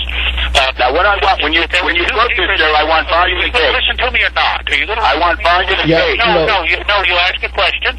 You ask a question. I'm trying to retain your credibility. You ask a question. I'm going to answer the question. Okay. She told them that the two men had confiscated her film on the landing Carousel Club at the top of a bunch of stairs. She said, she told Gary Shaw, Regis Kennedy, by the way, Regis Kennedy could not have been there because on that Monday evening, he was in New Orleans. He was in New Orleans. Questioning Dean Andrews in the hospital. And she said the other guy was a CIA agent. She said she definitely remembered it was CIA, although she didn't know what the CIA was. No CIA operative would have identified himself as CIA because the CIA was not supposed to engage in domestic operations. By the way, the fact they weren't supposed to does not mean they would not have done it, but it does mean they wouldn't have said, I'm CIA, or outed themselves as CIA. And she told the House Select Committee that. Now, she backed off of it later. But that was, I guess, meet your test of official testimony. By the way, they recorded the interview, and you can get a copy of the recording from the National Archives, as I did. Okay. Now, this is what I want to ask. What volume can I find that in? She's not mentioned anywhere in the House Select Committee volumes because they decided she was a crackpot. Oh, my good Lord. Mr. Rossley. Yeah. No, Mr. Rossley, just not to change the subject, gentlemen, forgive me. Governor Connolly, his chest wound. Is it true that his doctor, Dr. Shiers, I believe, testified to the Warren Commission that that his chest wound was an entrance wound? No, nobody testified that his chest wound was an entrance wound. Mr. Rossley? Dr. Shaw did. Dr. Shaw, okay. Yeah, could you... Entrance wound? Dr. Shaw, it was either Shaw or Shiers. He said, where was he shot? He says, in the chest. All the original reports said that Connolly was shot in the chest. That accounts for the back wound being larger than the chest wound. It also goes along with Dan Rather's lie when he said the forward with considerable violence. He also said that it's clear that Connolly was shot in the chest. The bullet hit Connolly in the back. I'm sorry, sir. I'm giving you the original report. It made an exit wound. See, what you're quoting was that the doctors who operated on him, who included Shaw, I think what Rossley may be saying, in effect, is that there was a wound in the chest, and there was. It was a big, gaping wound. It was a so-called fucking wound. It had collapsed the lung, but the wound of exit was in the chest. It'll be on my website Monday. Okay. Monday or Tuesday at the latest. It'll be on my website, all that testimony. The doctor was asked, where was Connolly shot? His answer was, in the chest. Now, to the next one. The House Select Committee, Michael Bodden, actually, look at Connolly's wound, and clearly in the back was the scar from a wound of entry, and actually examined his wound. I think it was at a hotel at the time where he managed to catch Connolly in New York. But there's simply no doubt that the wound in Connolly's back was an entrance wound. By the way, it was an over wound, meaning bullet. Similar to an exit wound, wasn't it? It was tumbling, and no, it wasn't. An exit wound in his chest. No, those bullets don't tumble and don't yaw, sir. That's also in testimony. They take your testimony. They tumble if they hit something first, like Kennedy. No, Kennedy was shot in the throat, sir, not the back. What happened to the bullet? Huh?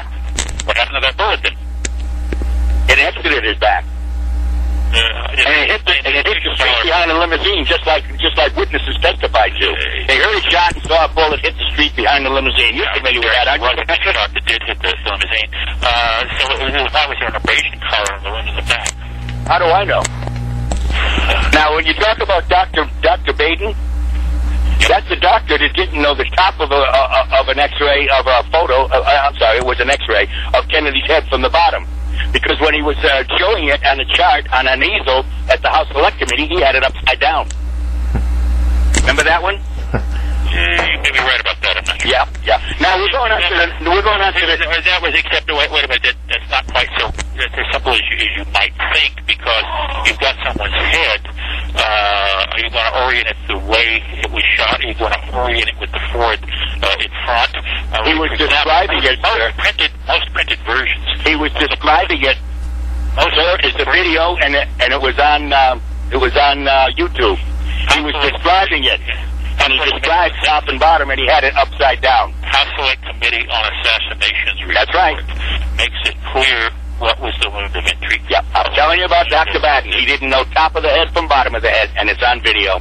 Now, to get to the next line, the Warren Commission, this is on, page 656. speculation. Oswald learned Russian during his service in the Marines as part of his military training. Commission finding. Wait a minute. Oswald, part of his military training? Yeah. That's what the speculation is. I don't know what you're cherry picking here, okay? Sir, I'm reading your official record. His biography, Oswald's biography in the Warren Commission report, the full-fledged He who answers before he heareth his folly. Points out that Oswald was self-taught. Oh, wait a minute. You're just giving me speculation. Okay. Oh, no. Yeah, I'm reading page 646 of the Warren Report. Government Printing Edition.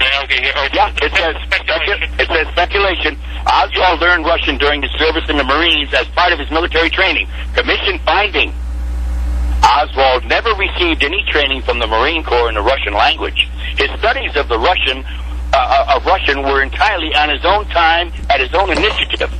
But yet we have a report of Oswald's duty in the Marine Corps, and right down here it says, on February 25th of 1959, he was tested in the Russian language at the Military School of Languages in Monterey, California. No, he never went to Monterey. He was tested.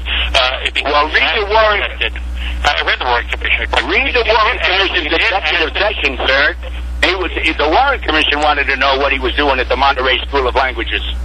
That is a report that somehow filtered to the Warren Commission staff in January of 1964. That's right. I hadn't seen any of his records. Nothing on his military record shows any such training.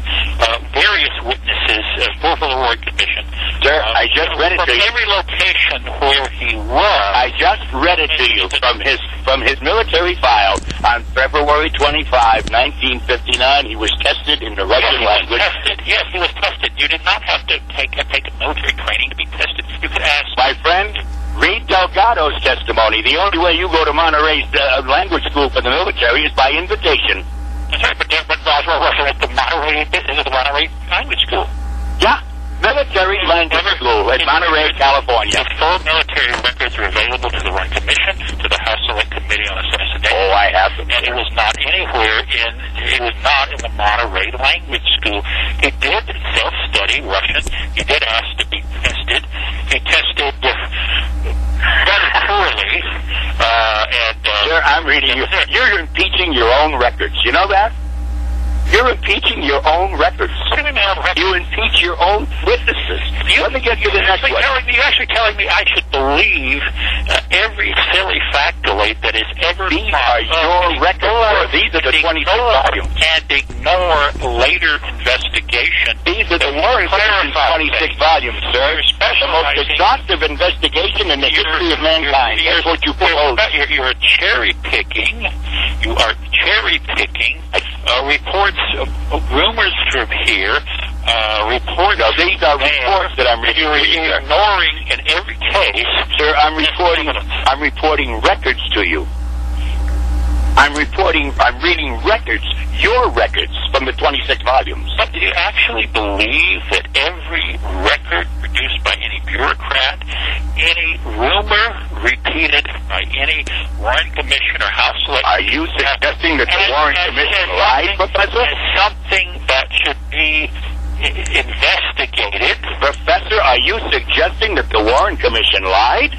No. We'll let the audience figure that one out, won't we, sir? The report of the Chief Counsel that you're quoting from January, before the Warren Commission had actually done any investigative work, was something that Rankin apparently had heard and said needed to be investigated. You specialize in early reports from people who are repeating whatever they heard and ignoring extensive investigations by both, in this case, the Warren Commission and the House Select Committee and other instances that got to the bottom of each and every one of these. And why was Oswald wearing his Marine Corps ring the day he was arrested, sir? Why shouldn't he? I thought he was a communist. I thought he was a Marxist. What's your point? I mean, I don't follow you. Yeah. You've heard of Herbert Philbrook, right? I Led Three Lives? Yeah. Was he really a communist? He told everybody he was a communist. Was he really a communist? He was an FBI agent, yeah. That's right. I led 3 lives. He was a businessman, a communist, and an FBI informer. No, he wasn't an agent. He was an FBI informant. Okay, just like Jack Ruby and Lee Harvey Oswald, sir. So again, we caught them in a lie. Let's go to the next. Lee Oswald was never an FBI informant of any kind. A few times he talked to the FBI. In one case, he was grossly sullen and uncooperative. In another case, he gave a bunch of complete BS to an FBI guy after he had been arrested in New Orleans in an affray on the street. Oh, you know that was filmed, don't you? As for Ruby being an FBI informant, the FBI came to him because he was a strip club owner, and they thought that he might actually know something about the underworld scene in Dallas. After 8 reports from him, they essentially dropped him as an informant because they concluded he didn't, in fact, know anything of any use to them. In other words, he was an informant wannabe who actually didn't know anything that the FBI cared enough to keep asking. Really? You see, I've got a slide of 16 accounts where he gave information of bank robberies, jewel robberies, kidnappings, and other robberies. I've seen the records. My squares have gotten the records. You've seen those 16 pieces of information 16 different times that he gave the FBI, right? And he's not an FBI informant. Now you know. I'm trying to answer, sir. I'm trying to give you an answer, sir, and you're interrupting. I've seen the documents. If I've seen the documents, I've seen the documents on Ruby. Well, you see, I'm not finished. It was dropped because the information he had was of no use. They may have asked him about jewel robberies, bank robberies, and kidnappings are of no use. Is that what you're claiming, sir? What he told them about those things were no use. They dropped him because he was even a farmer doesn't go back to a dry well 9 times, sir. And you know our good friend Jim Laval, Detective Jim Laval, white suit, white hat, handcuffed to Oswald when Ruby murdered him?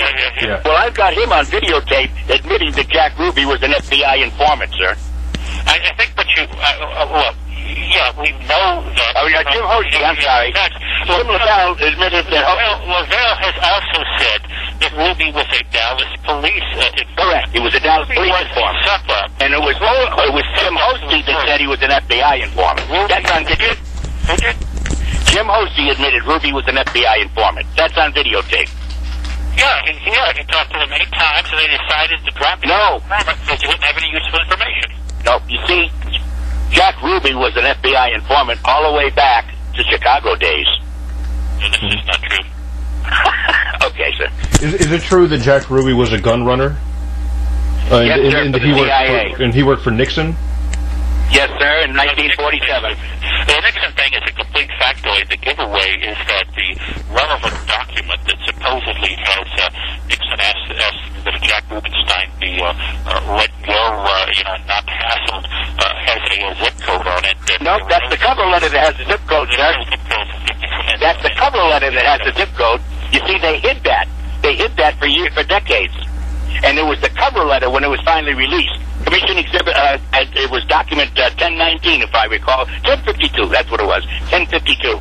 And it was the cover letter that had the zip code, not the report.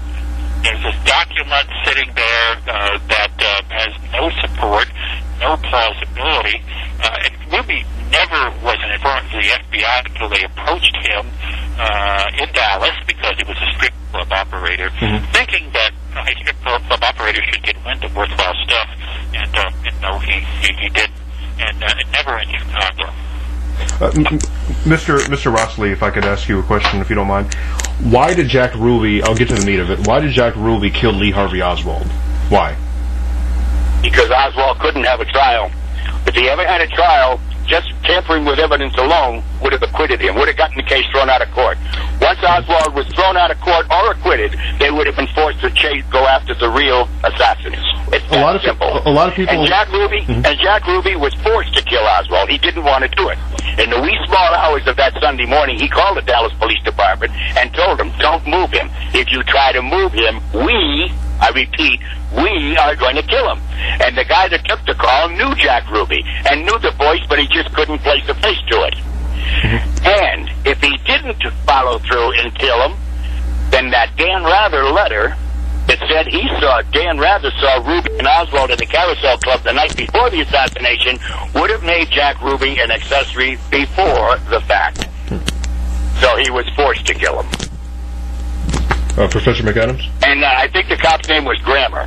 He said it's also on video. And he says, now I recognize the voice and the places with Jack Ruby, but at the time I couldn't. At the time, it's been very vague about the exact nature of that supposed letter. Interestingly, no conspiracy author before Rossley has noticed that or chose to make any kind of issue of it. Ruby, it's hard to say exactly what Ruby's motive was, because a lot of ideas went through his addled brain. He thought he had to, for example, show the world, as he put it, that Jews have guts. Right. Well, that was only one story. As though the Israeli army had already proven that. He wanted to save Jackie what he thought would be coming back to a Lee Oswald trial. He said to the cops, somebody had to do it, and you guys couldn't. He actually thought he was going to be a big hero and would get a slap on the wrist and go to Chicago and be a famous restaurateur.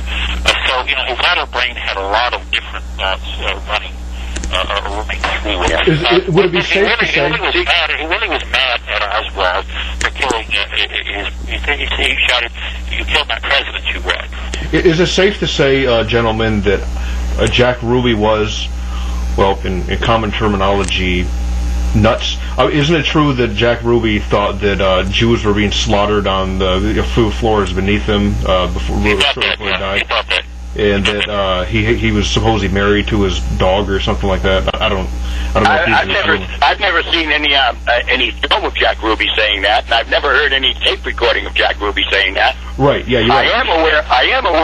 I am aware of what the Dallas police attribute Jack Ruby to saying. Mm-hmm. I am aware of what the Dallas police attribute to Lee Harvey Oswald as saying. Sure. And then they lied about not having a tape recorder. Yes. Why wasn't it? The biggest crime of the century, and they didn't have a stenographer? Well, we didn't have room in the office. That's a lie.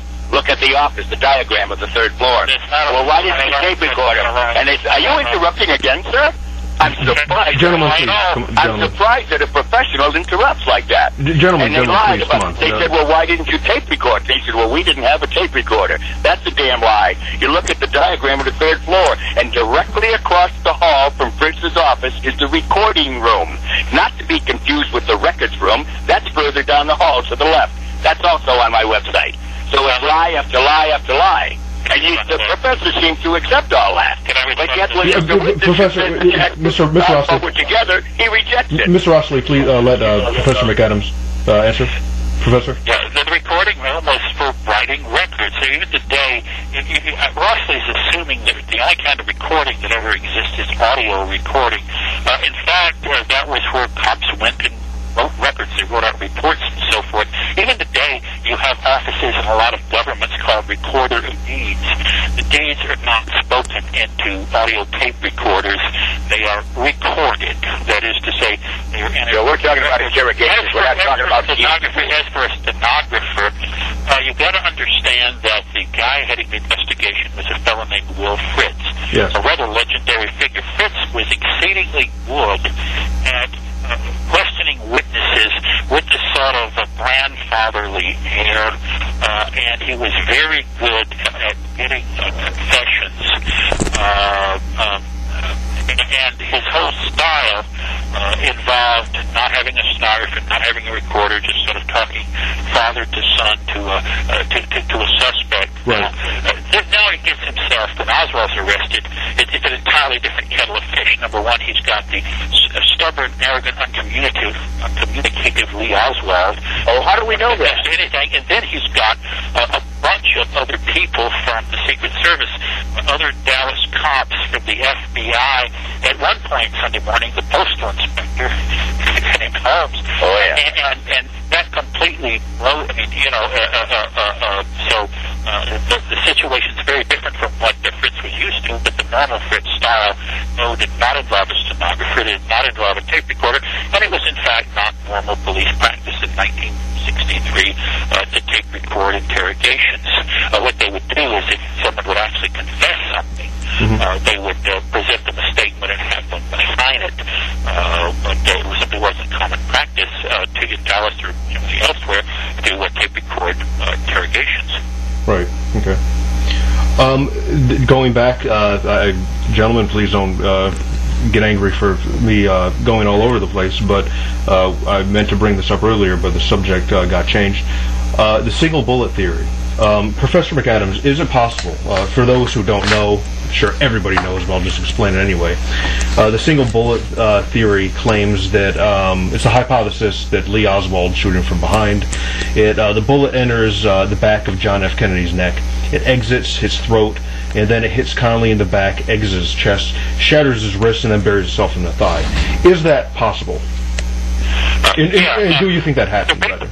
People who say it couldn't have happened, even like in the movie JFK, you have the Kennedy figure, the Connally figure sitting at exactly the same level, with the Connally figure exactly in front of John Kennedy and facing forward.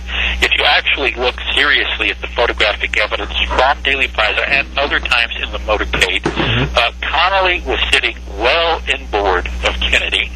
It differed, how far inboard depended on different times in the motorcade, but there's numerous photos, essentially all photos showing him sitting well inboard of Kennedy. He was lower than Kennedy because he was in a jump seat. There's so much more leg room. Connally, who was a big guy, was really jammed in, and his torso was rotated at Zapruder frame 223 when the bullet hit. His torso was rotated somewhat to the right. Now, there have been 3 serious attempts to trace the trajectory. One for the House Select Committee on Assassinations, which oddly enough thought the bullet hit at 190, although that's less than 2 seconds from 223, which is the lone assassin consensus now. One by Failure Analysis Associates, now Exponent. In the early 90s, for an American Bar Association mock trial, they specialized in computer animation and recreation of crimes, accidents, disasters, etc. And finally, Dale Myers for ABC in 2003. By the way, ABC did have Dale Myers' work peer-reviewed by another firm that specialized in computer modeling, and all 3 of those show that the trajectory works just fine. There are a lot of other issues I'll be happy to address, but I think the trajectory is the biggest one. Mr. Rossley? Yes, Mr. Rossley, sure, go ahead. Counterpoint. You're talking about failure analysis. First of all, Gerald Posner was a proven liar, and his book is a bomb. Case closed. What he did was he claimed that he went to failure analysis and asked them to do that analysis. The fact is they did it on their own. And they did one that showed that favored the lone assassin, and they did another that favored the conspiracy. You follow me so far? Yes. What Dale Myers did was the single bullet theory was wrong. What Dale Myers did was he took that information and made a cartoon out of it. And I point out that computers, that's what I call it. It's a cartoon. It's in the computer world. It's called garbage in, garbage out. Ego. And on my website, I've got a piece of. By the way, Dale Myers won't let you copy anything off of his website. Okay, you can't copy a damn thing off of his website. And I've got other animated cartoons or animated. What am I looking for? Yeah, I know what you're talking about. 3D models, that prove that you can put anything into a computer. Okay, let me ask you this question. Whatever result you want it to. Okay, Mr. Rossley, what's your prime reason why you think that the single bullet theory could not be possible? That's a button on my website. Number 1, they changed everything. If you read page 92 of the Warren Report, it specifically tells you the hole in the jacket, the back of the jacket was 5 3/8 inches below the top of the collar. The hole in the back of the shirt was 5 3/4 inches below the top of the collar. Both are below the throat, supposed exit of the throat. And if you look at the autopsy face sheet, it clearly shows that the bullet hole in the back is below the shoulders. And then they said, well, that was done hastily and it was wrong. No, it's not, because there's another one that's signed and approved by Kennedy's personal physician, Admiral George Berkeley, and it shows he approved it, and it was correct. Mr. Rossley, and then you take the testimony of Secret Service agent Glenn Bennett in the follow-up car. Yes. I heard a shot, and I saw it hit the boss 4 inches below the shoulders. Then you take Admiral Berkeley's signed affidavit that says that the hole in Kennedy's back, and this is in writing, the hole in Kennedy's back was at the level of the 3rd thoracic vertebrae. Check with your doctor. He'll show you that it's 6 inches below your neck. Okay. And then you got Jerry Ford that took, I've got in his own handwriting, excuse me, I get excited. He took a typewritten draft of the Warren Commission, a particular page, saying that the wound was in Kennedy's back, and Jerry Ford wrote in his own handwriting, back of the neck. Okay. So it was Jerry Ford and that other prostitute, Senator Al Inspector, that raised Kennedy's back wound 6 inches higher than it really was to accommodate the single bullet theory. Also, in the 26 volumes, there's a picture Mr. of Rossley. what? No, okay, go ahead. Finish your point. Go ahead. This is the last point. Okay. In the 26 volumes, there's a picture. There's 2 pictures, actually, of a recreation. Oh, well, 3 pictures. A recreation of the single bullet theory. There's 2 FBI agents sitting in a convertible riding down Elm Street. And you can clearly see the white marks on both victims. And it's below the shoulders on Kennedy, the stand-in. 2 FBI agents, the stand-ins of Kennedy and Connally. And it shows it 6 inches below the shoulders. Okay. And then in the White House garage, there's 2 FBI agents sitting in a convertible, and it's Senator Al Inspector himself using a pointer, like a teacher or a professor would use at the blackboard, a long pointer. Yeah. And he's got the end of it in the right armpit of the stand-in for Governor Connally. The middle of it is lined up with it's a little bit too high, but lined up with the throat wound on Kennedy, and the rest of that pointer goes up beyond Kennedy's head. Stand-in for Kennedy, missing the back wound by 12 to 14 inches. So Senator Al Inspector, who's the father of the single bullet theory, he himself proved it was impossible with that picture. Now there's 2 pictures, one from the left side, one from the right side. And I noticed one guy, David Von Payne, he uses the one on the left that you really can't tell. But the one that's on my website is I got them both on my website, on the single bullet theory button on the website. The only way a Spectre could have recreated that precisely would be to use a rapier and actually ram it through one of the stand-ins into the other stand-in. No, sir, he could be a precise recreation. No, sir, he could have bent that rod, or he could have used a rubber rod and bent it. He's making a rough recreation. But it wouldn't have been a bad idea to use a rapier. The photograph of the back of Kennedy from the autopsy shows the entrance wound about 13.5 centimeters below the tip of the right mastoid process. Looks like the broken place, right? Well, that was behind you. Now, the autopsy does have a mark supposedly showing the wound lower, but if you actually look at the dimensions on the autopsy face sheet, it says 14 centimeters below the tip of the right mastoid process. But the best evidence is, of course, the photographs from the autopsy, and those show it consistent with the single. It did ring the Rossley quotes Glenn Bennett about a bullet hitting Kennedy in the back, and Rossley doesn't believe a bullet hit Kennedy in the back. Well, let me ask you this. No, I just wanted to ask you, gentlemen, especially Mr. Rossley, you mentioned President Kennedy's his jacket and also his shirt, his dress shirt. But isn't it true that if you look at photographs taken just minutes before the assassination, you could see the back of his jacket bunched up? Nope. I said nope. Okay. I want it to be clear. Nope.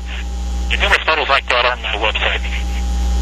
And John Hunt actually did a whole article with a whole collection of photos showing the front photo, by the way. I'm thinking about Zapruder film, Zapruder frame. I forget, I think it's about 160, but actually on Elm Street in Dealey Plaza shows Kennedy's suit coat bunched up. Okay. Well, you know what, Professor McAdams, the one thing about the single bullet theory that's always made me a little bit skeptical of it is the fact that supposedly John Connally's wrist has been shattered, yet he's holding his cowboy hat. Have you ever thought about that? The bullet has severed a sensory sensory nerve, not a motor nerve. It's interesting to look at Nellie's testimony about this, because John Connolly is holding the hat against his chest after he shot, closing the wound, and she says that in fact he held it to his chest all the way to Parkland Hospital. She's opined, she's not a medical expert, but it saved his life because it closed the chest wound, regardless of whether that's true or not. He clearly continued to hold on to his hat in spite of having his radius shattered. Interestingly, there was a U.S. senator named Dewey from Hawaii who was in World War II and actually got his right hand shot off. But he describes being hit by a rifle grenade from a German soldier, and it completely shatters his right arm, and his hand is just hanging there off his arm with a few tendons or whatever, and still clutched and still held in his hand is a grenade. So the truth apples and oranges, John. The truth is that people suffer way more damage to arm, to wrist, and still hold on to something like a hat. An interesting question is if he had to drop his hat when he was hit. When was he hit? I mean, was it like several seconds after the single after the bullet hit Kennedy? Because he's clearly holding his hat quite a long while after that. Okay. Counterpoint. Yes, sir. John Connolly was not holding his hat. His hat was laying on his chest as he was laying back on Nellie's lap. If you read Volume 4, page 114, Dr. Shaw said that Connolly was hit at frame 236. And if you read Volume 4, page 145, John Connolly himself said that he was hit between 231 and 234. If you look at the Nova video, you'll see that Dr. Shaw says Connolly was hit when he had his right hand holding his hat over on his left leg. That could have only happened in the Zapruder film no later than 223 or 224. If you don't believe that he was hit 223, 224, you have to believe that one bullet went through his chest, and another bullet, entirely separate bullet, hit him in the wrist. By the way, that's right. They believe he was hit by more than one bullet. It's not a daily plan. And the leg wound was actually a fragment, not 399. And when you read Governor Connolly's book, you'll see that a bullet, when he was upstairs in the operating room, a bullet fell off the stretcher onto the floor, and a nurse picked it up. And if you read Nellie Connolly's book, you'll find that the doctors extracted the bullet from Governor Connolly's leg. So again, we have reasonable doubt, don't we, Doctor? John Connolly, when he describes the nurse finding the bullet, that's during a part of what's happened when he admits he was unconscious. He admits to being unconscious in the operating room, and then inexplicably, maybe his ghostwriter put this in, talks about what he thinks happened. Oh, now we have ghostwriters. So when people screw up and lie, it's someone else's fault. Is that the idea? But isn't it true the governor... When you're mistaken, I speak to you, Doctor. I don't think Connolly was lying, but he simply, by his own account, was unconscious. He could not possibly have known about a bullet picked up. And there's no other evidence of that. You want the bottom line? Picked up. You want the bottom line? Here's the counterpoint. Bottom line. Connolly is on videotape 5 days after the assassination, before he knew anything. And he granted an interview to Martin Agronsky of ABC News. Right. He's the only one that Connolly would talk to, and it's on video. And he says, what happened? And he says, I heard a shot, I knew it was a rifle, I turned to my left, and the president had slumped. I'm going to repeat it. I turned to my left, and the president had slumped. Then I turned to my right, and when I started coming back, then I was hit. So Connolly blew the single bullet theory out 5 days after the assassination, sir, and it's on video, and that's on my website. Connolly's testimony has been, aside from that video, and you're right about what he says in that video, except I'm virtually certain in the video he said he turned to the right after hearing the shot. No. On the original testimony that he gave to Martin Agronsky, I turned to my left, the president had slumped. Mr. Rossley, Connolly was quite clear and consistent. Number one, that he was hit in the back. Yeah, later. It is up like, he describes it as somebody balling up their fist and hitting him in the back. He didn't even hear the shot. He was hit in the back. He's consistent. He and Nellie have been consistent in saying the shot came from the right. All the shots came from the right rear. No, sorry. Why did everybody race to the grassy knoll? There's pictures of everybody racing to the grassy knoll, including people that were on Houston Street, including people directly under the 6th floor window of the Texas School Book Depository, and while the motorcade was still on Elm Street, because you can see part of the motorcade, you can even see the press bus. And those photos of everybody racing to the grassy knoll. And that's where they found imposters, Secret Service imposters. Only after Clyde Haywood arrived in Dealey Plaza. One of which was Bernard Parker. Got off his motor bike and ran up, not to where conspiracists think the shooter was, but to the area where the triple underpass and the stockade fence meet, that corner. That's where Clyde Haywood ran, and people ran after him. No one was running up there before Clyde Haywood did that. Yes, they were. There's the pictures on my website, sir. No, I'm not. Yes, I said the pictures are on my website. Go to the website and click on Race to the Grassy Knoll, and you'll see it. Read Bob Groden's book, The Killing of a President. Robert Groden, it should be in most libraries. He has a pretty good collection of... Why don't you make reference to official records, sir? Aren't they good enough for you? Well, the stuff in front of it, no photo of what happened in Dealey Plaza after the shooting is an official record. It's simply a bunch of amateurs who took photos. And while the motorcade was still on Elm Street, sir, you can see it. Mr. Rossley, isn't it true that some people say that one of the reasons why the police officer went to the grassy knoll is so he could get a better view, and because everyone saw a police officer go into the grassy knoll, people just naturally follow the cop, and because they probably naturally thought that the cop knew what was going on? No, sir, because immediately during the shooting, Chief Jesse Curry got on the radio and ordered all available people to get to the railroad tracks up on top of the grassy knoll. Immediately. Okay. Yeah, that particular area would command a view of everything that was going. But in fact, Clyde Haywood said someone, when he got into Dealey Plaza, someone told him that the shots were coming. I think she said up at the bushes or something, and he ran up there without having heard anything particularly. Sure. Yeah, mentioning Haygood, Officer Haygood, he also encountered a Secret Service imposter at the back door of the Texas School Book Depository. That's in his testimony. So we had people impersonating Secret Service all over the place, didn't we? No. There's something else I wanted to mention, if that's okay with you gentlemen. The tramps, the three so-called tramps, in Oliver Stone's film showed it, as well as Jim Garrison made. Yeah, what is your gentleman's opinion on that, Mr. Rossley?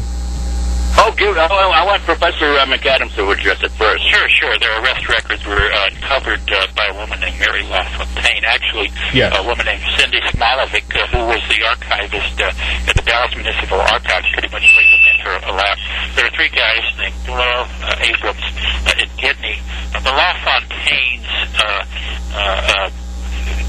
noticed that one of them, it was Abrams, was from Red Jacket, West Virginia, went nosing around there, and eventually ran the guy down, ran the guy down on a place called Klamath Falls, Oregon, I think, and actually interviewed him. The FBI went out and interviewed him and confirmed that, yes, he was the tramp.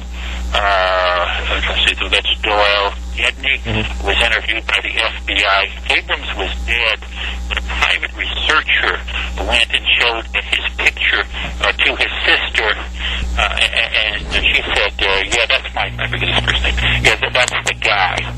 They were all bona fide tramps. Conspiracists will say that, hey, they were looked too clean and neat to be tramps. In fact, they'd just been to, I think it was a Salvation Army shelter or something. Yeah. Something like that. So they were less.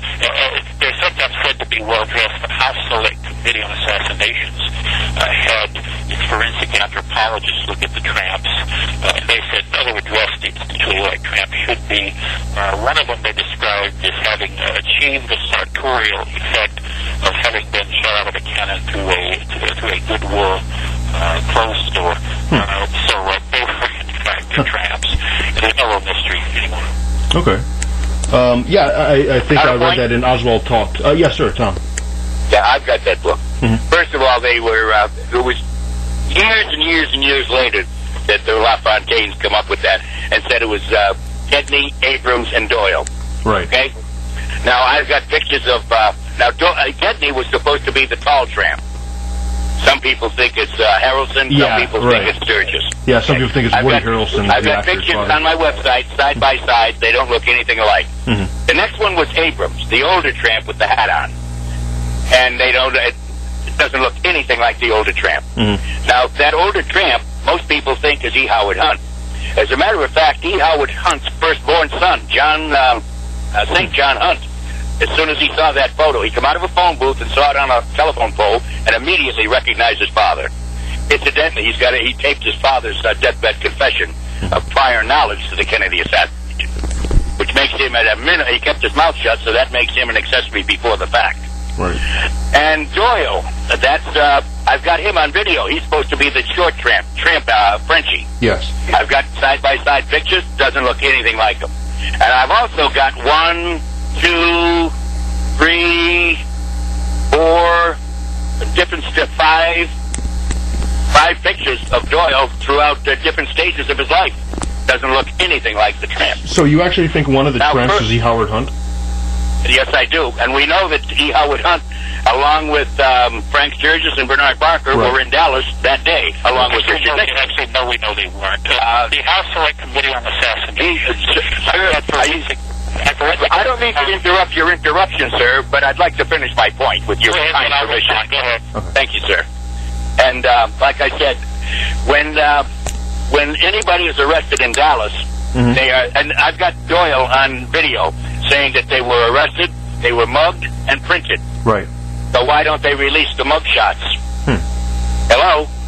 Why don't they release the mug shots? We don't even know they still have the mug shots. We don't even know that. Well, furthermore, there's testimony from Dallas law enforcement people that when people are booked, their thumbprint is put on that booking record in red ink, and there is no thumbprint on the booking reports of Gedney, Abrams, or Doyle. The House Select Committee on Assassinations forensic anthropologist actually looked at the question of whether Hunt and Sturgis were two of the three tramps because that was going around in the 1970s. They concluded, no, they just aren't. Their facial features are different. You look at it. Well, those tramp voters were secreted away for 12 years. Nobody saw them until 72. Tom, I'm talking. All right? Let me talk. These are people who specialize in analyzing faces, not just in terms of impression, but in terms of careful measurements. The Rockefeller Commission actually looked at that theory too and determined that Hunt was in fact in Washington, D.C., that Sturgis was in Miami. Even Mark Lane, who defended the Liberty Lobby, by the way, a viciously anti-Semitic organization that is now dead, in his book Plausible Denial, simply says it's ridiculous that it was Hunt and Sturgis in those photographs. It wasn't Hunt, it wasn't Sturgis, it was the people who were identified by the Dallas arrest records. Again, here's what Rossley's having to do. Every time he refuses to believe this. I'll speak for myself, sir.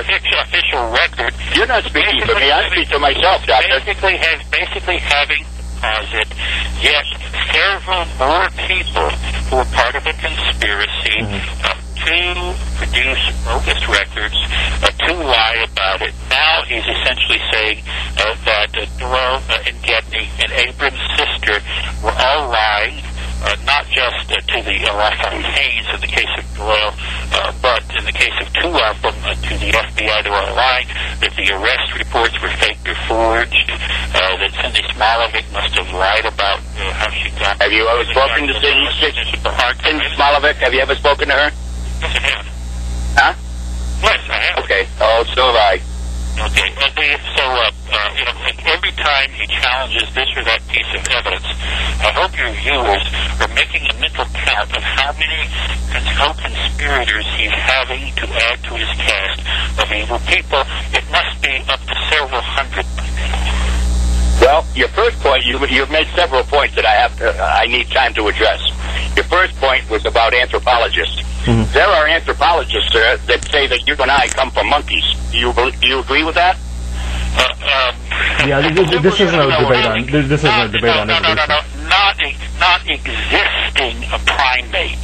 Not existing primates. Yeah, right? the theory of evolution doesn't. Sir, my question is simple: yes or no. Do you believe that we evolved from primates? Yes or no? We evolved from ancestors that were at least cousins of previous generation. We're talking about anthropologists saying that we evolved from monkeys. Yes or no? Yes, I believe in evolution. Yeah.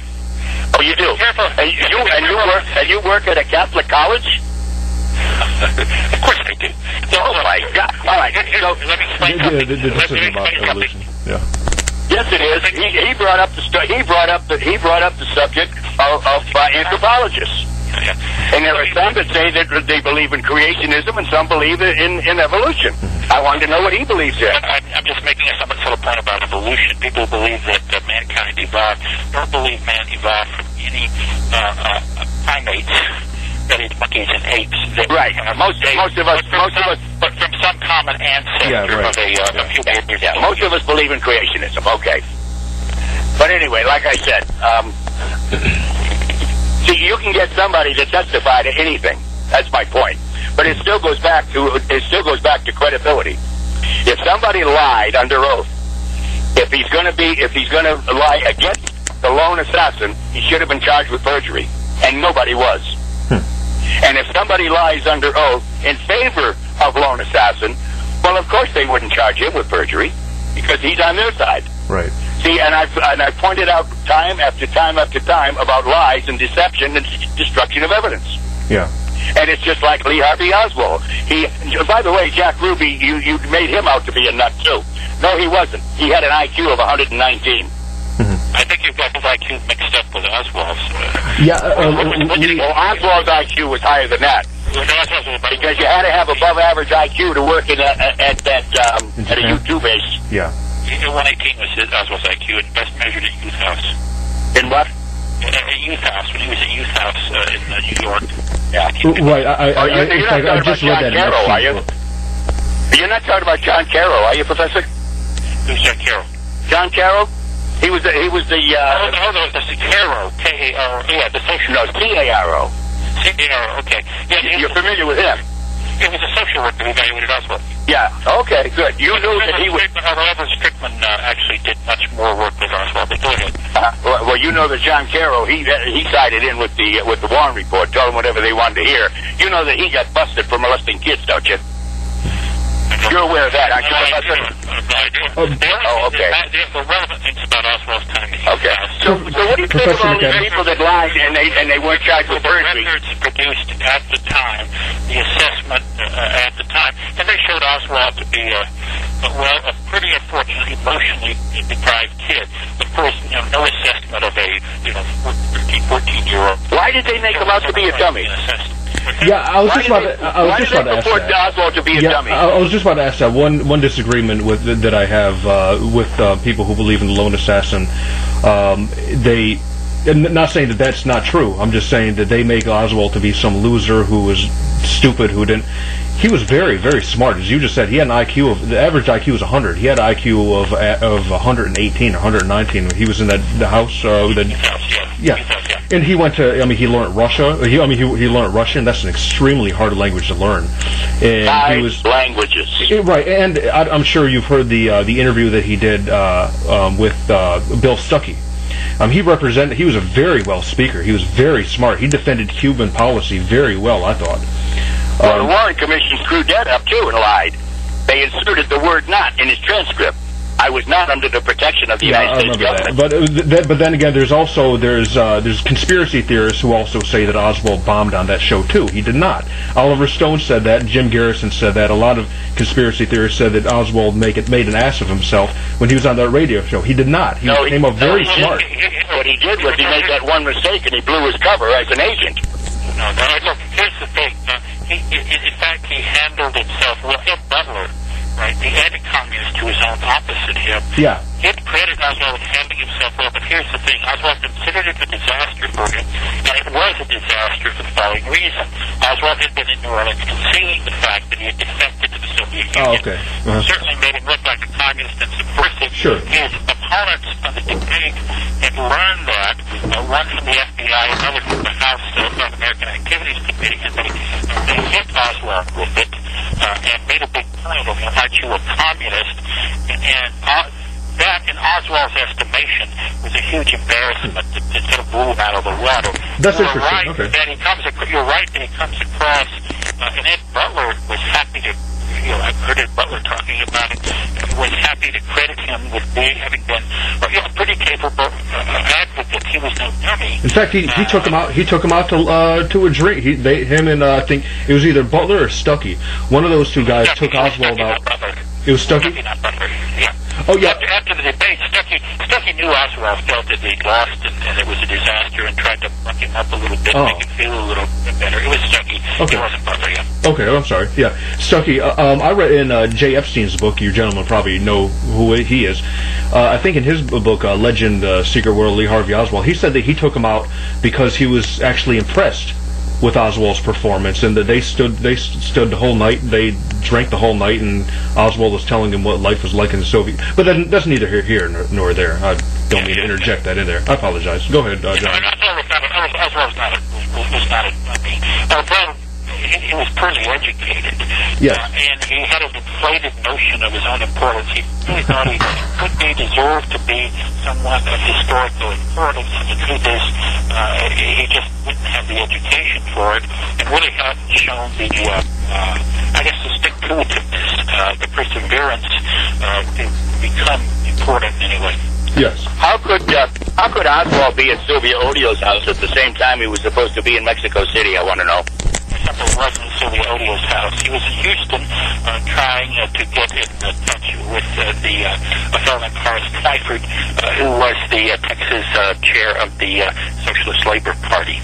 And not having any success because Twyford was on a ship in the Gulf of Mexico. So, Oswald was at Sylvia Odio's house.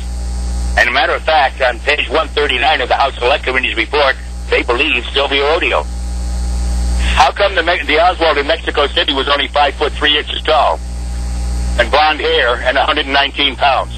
How come the Oswald in Mexico City spoke broken Russian? How come the pictures didn't match? How come the voice on the audio tape didn't match? The pictures certainly matched. Indeed, the signature on the visa application that Oswald handed into the Mexican embassy was indeed Oswald's signature. No, I'm talking about the picture that the CIA took of Oswald coming out of the Cuban embassy. The signature on the roll of the Hotel Comercio matched Oswald's signature. In fact, Oswald, when he got back, wrote a letter to the Russian embassy in the U.S. Was that handwritten or typed? There was a draft that's completely... Was it handwritten or typed? There's a draft that is completely handwritten. Okay. There's a typed version that has his signature on it. It's Oswald. We were complaining about how he had been treated in the Soviet embassy in Mexico City, talking about how Comrade Costin... How come the General Counsel, your city asked you that it was not Oswald? Obviously, Kostikov had mistreated him. No, Kostikov didn't mistreat him. Askew mistreated him. Told him to get the hell out. Yes, and Askew said that it was not the real Lee Harvey Oswald. But the other Cuban counsel named Mirabal says it was in Sylvia Durand. No, Mirabal agreed that he was short. That's not Oswald. No, the House Select Committee took testimony from Mirabal. I've got the House Select Committee's volume, sir. You don't. Yes, I do. And Mirabal said it was Oswald. Sylvia Durand said it was Oswald. Sylvia Durand was arrested and intimidated. Her and her whole family for 3 days there. Arrested twice, by the way. Sylvia Durand came forward identifying the person as Oswald. She did get rough treatment at the hands of the Mexico City police because at the behest of the CIA. They thought Iran was probably a communist. She worked at the Cuban embassy, and they tried to get her to confess that she was part of some Mexican cops, that she was a part of some conspiracy with Oswald. The CIA, which noted that that situation was appalled by it, said, wait a minute, what are these yokels doing? Counterpoint, no sir, not by the Mexican police, by Mexican security, intelligence, Mexican intelligence, at the behest of the CIA. No, not at the behest of the CIA. At the behest of the CIA. There's a CIA memo that says, hey, we've got a problem here. They've arrested her. What are we going to do? This limits our options, and this is a potentially dangerous situation. The CIA, if you put Epstein's book a minute ago, that was in Epstein's book. No, I'm going by the official record, sir. I'm going by your official volume. Epstein's not reliable. Oh, beautiful. No, I'm going by your official volumes. Epstein. You want to bring in some prostitute that supports your side that wrote a book. It's an official CIA document. Let me explain something to you. If I wanted to bring in people that wrote a book on my behalf, I would have brought in Harold Weisberg, the dean of every author on the Kennedy assassination, whom I know personally, or knew personally, him and his wife. Epstein quotes the CIA. Epstein is a flip-flopper, and you know it. His first book was great, but then he flip-flopped. He quotes a document precisely. It clearly shows that the CIA, rather than telling the Mexican whoever security forces to arrest Odeo, were rather appalled when it happened and bringing the and keep it secret. And keep it secret. Remember? Well, see, that's all in my Mexico City button on my website, John. All the official records from your official volumes. It's all there. Oswald, you're saying that there was no Oswald in Mexico City? Somebody was impersonating Oswald at the Russian embassy and the Cuban embassy, sir. It's just not true. Well, I want you to prove that it was the real Oswald. The real Oswald spoke perfect Russian. The guy in Mexico City spoke broken Russian. Who speaks good and not so good Russian is very much a matter of opinion. It depends on whether it's being evaluated as someone who is... Marina Oswald, when she first met him, his Russian was so good, she believed that he was a Russian native. No, she thought he had an accent, and she thought he came from the Baltic Republic. Yep, real Russian. No. The native language in the Baltic Republics would be Latvian, Lithuanian, or Estonian. No, the Russians conquered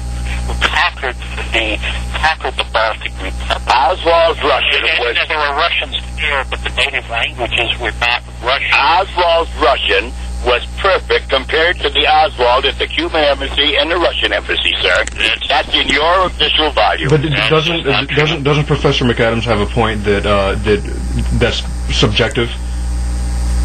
What? A Russian accent? Yes. Yeah. No, of course not. Of course not. His wife, Marina Oswald, believed that he was Russian. His Russian was so good, she believed that he was a Russian native. She explicitly said she thought he was from one of the Baltic republics where the... But not Ohio, right, John? It would be like my saying I thought someone was from, say, Puerto Rico. Yeah, he was from somewhere else, but not Ohio. Part of the United States, in certain ways, where the native language is not, in fact, English. By the way, the Oswald's application for a visa handed to Sylvia Durand at the Cuban embassy was, in fact, sent to, at least a couple copies were sent to Havana, and then the originals were turned over to the House Select Committee on Assassinations by Fidel Castro. If you have to posit that these were forged documents, you've got Fidel Castro's government tracking in forged documents at the behest of the CIA. No, not Fidel Castro. Somebody in Mexico City. Whoever was impersonating Oswald. Sign Oswald's name perfectly. I beg your pardon? Sign Oswald's name perfectly in Oswald's record. You don't know. Well, God Almighty, you believe that the Jack Ruby and the police report connecting Ruby and Oswald together was a forgery, but you don't think that anything else could be forged, huh?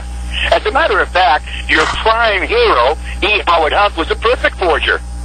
Read the Watergate transcripts. The first thing he did when Nixon moved into the White House was went to the State Department and forged State Department documents in an attempt to frame JFK for No-Din Dean's assassination on November 1st of 1963. Typing a document that is... So you believe in forgery when you like it? It's different from being able to sign a signature that fools the top question documents experts. That is, are they all government people? Handwriting in the country. Yeah. Well, let me ask you gentlemen this question, not to change the subject, but the murder of Officer Tippit, didn't most witnesses, with the exception of Domingo Benavides, Aquila Clemens, there's another gentleman that flatly flatly said that no, Lee Oswald was not the killer. But isn't there considerable more witnesses that did identify Lee Oswald as the murderer of Officer J.D. Tippit? Yeah, one was a used car salesman. How's that? Okay. And another one, one of the Davis girls, her phone number was found in Jack Ruby's notebook. How about that? Who else do you want to mention? Why don't you use the two primary witnesses? Helen Markham? Helen Markham. Yes, okay. She said that the shooting took place at 106. Yes. And she was on a daily schedule to catch a bus, 115, down on Jefferson Boulevard. Right. Then you take another guy that's on a daily basis, schedule, T.F. Bowley. He picks up his daughter at school at a certain time and picks up his wife at work at a certain time to go to lunch. And he said that he got on the scene and Tippit was already dead on the street with a bunch of people around him. He looked at his watch and it was 10 after 1. Huh. So if he was shot at 106, are you telling me that Oswald could have made it in 2 minutes from his rooming house to 10 miles away? He was shot about 1:15. Let me give you... No, he wasn't, sir. I just told you it was 106. Read the testimony. You tell me wrong. Let me give you some examples. Read the testimony. Will you let me talk? Let me give you some examples from testimony. One of the Davis women said the shooting was around 1 o'clock. The other said it was around 1:30. 30-minute discrepancy, in spite of the fact that they both clearly heard the shooting at just one time. They heard the shots. They heard Helen Markham screaming, and they both heard the same thing. One of them, the Warren Commission, by the way, was very scrupulous about asking every witness if they had seen a picture, read the Warren Commission testimony, seen a picture of Oswald on television. Some had. One of the Davis women thought maybe she had. The other one said no, but that other Davis woman picked him out of a lineup. He was number 2. Yeah. Domingo Benavides, unlike what I think it's Tom implied, never said the shooter was somebody other than Oswald. He simply said... Oh, yes, he did. No, he did not. He described him as having long hair in the back, straight down, cut straight across at the bottom. That's like a hippie today. That's not Oswald.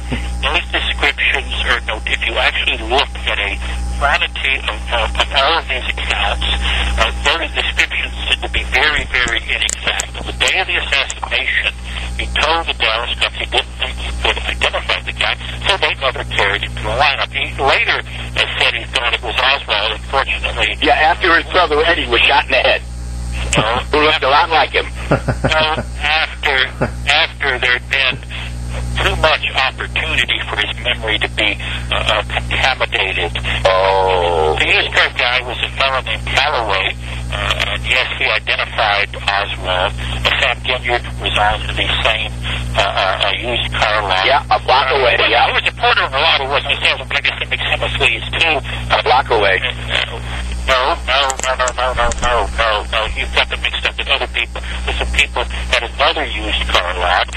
But both Ginyard and Calloway saw Oswald no farther away than across the street. Yeah. Identified Oswald in a lineup. The best evidence here, as always, is hard forensic evidence. What about the fibers? I was just about to mention. What's that? What about the fibers that were supposedly seen on there?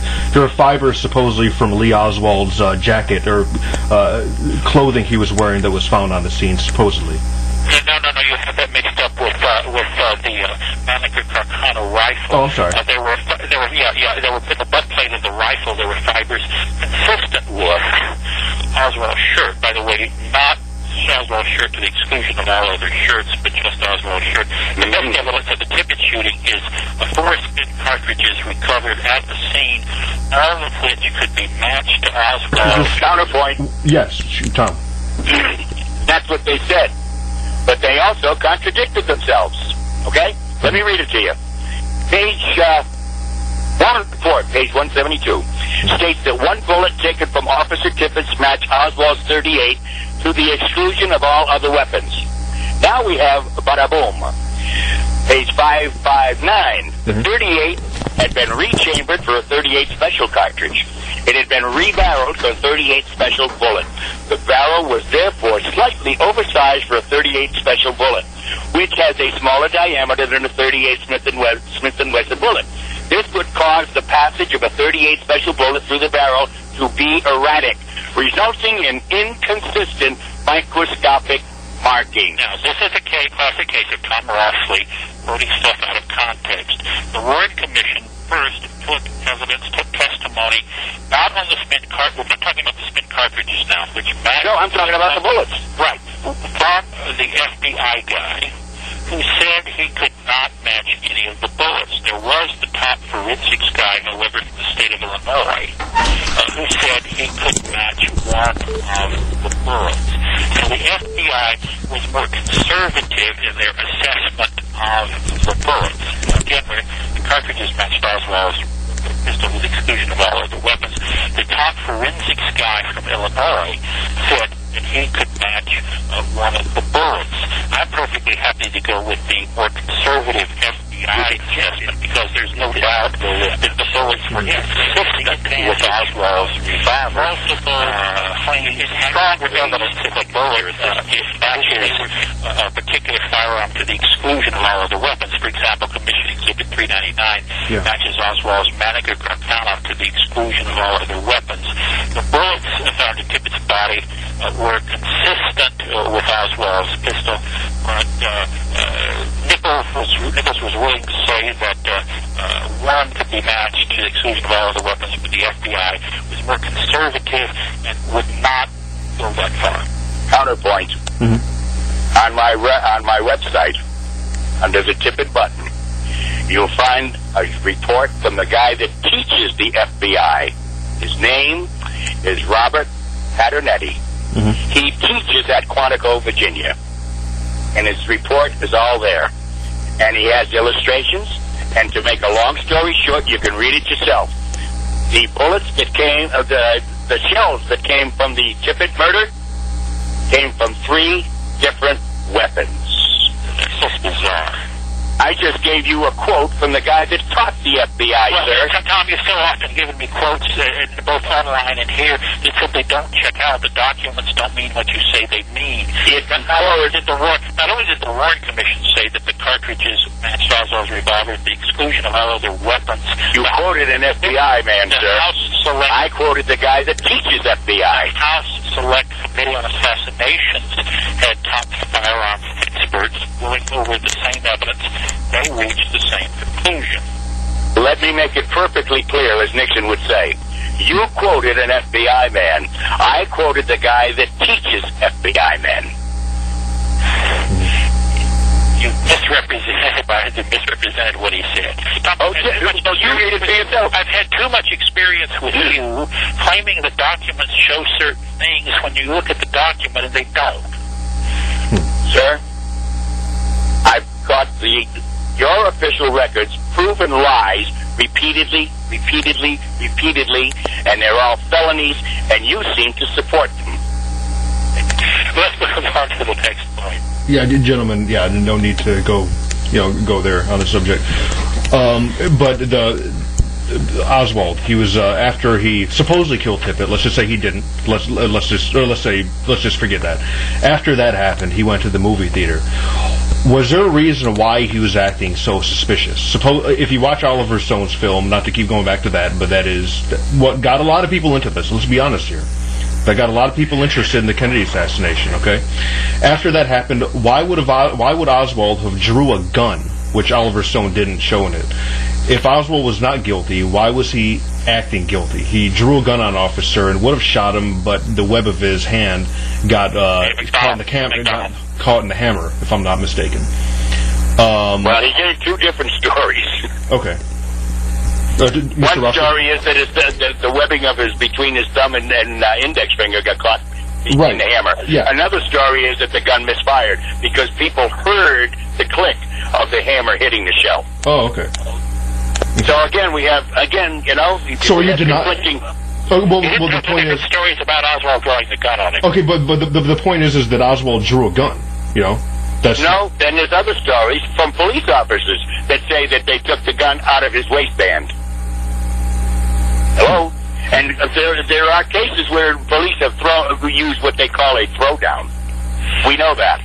Well, then it's interesting how they got it. If they used that was a throwdown gun, how they happened to have just handy a gun with a paper trail that traced back to seaport traders with an order from Oswald in his handwriting, a solid paper trail linking Oswald to that particular revolver. But hey, the cops just happened to have the perfect throwdown gun. Well, let me ask you a question, sir. If the post office box was in the name of Lee Harvey Oswald, how does somebody order a gun in the name of Alec Cadell and pick it up at someone else's post office box? How does that happen? Well, he had an ID that said Alec Cadell on it. How does that happen? How do you? Can I pick up mail at your post office box, Professor? Yes or no? If you have a forged piece of ID that says John McAdams, you probably can. Well, they didn't produce any forged Lee Harvey Oswald. Yes, did they? Yeah, they produced a forged. Yes, they did. You can find it on my website. Oswald had an ID. But did he sign Lee Harvey Oswald, or did he sign Alec Cadell, sir? I assume he died if he... Oh, you're assuming. I rest my case. I love it when you assume. Well, you know how to spell that, don't you? He had on his person, when he was arrested, an ID of both as Lee Harvey Oswald and Alec Cadell, and the cops asked him about that, and he said, well, you're the cop, you figure it out. Yeah. We don't know what Oswald said, do we, sir? Because they didn't have a stenographer, and they didn't have a tape recorder that they lied about. And they were caught in multiple other lies, so we don't know what Oswald said. And not lie about it. Between you and I, it's a heck of a way to treat one of their own. They never used a tape recorder in the Dallas police in that era to record. They had a recording room directly across the hall from Rich's officer. It's on the diagram of the third floor. Which had no tape recorders in it. How do you know? Why do they call it a recording room? Because cops recorded things by writing them down. Oh, no. They would have said stationary room, sir.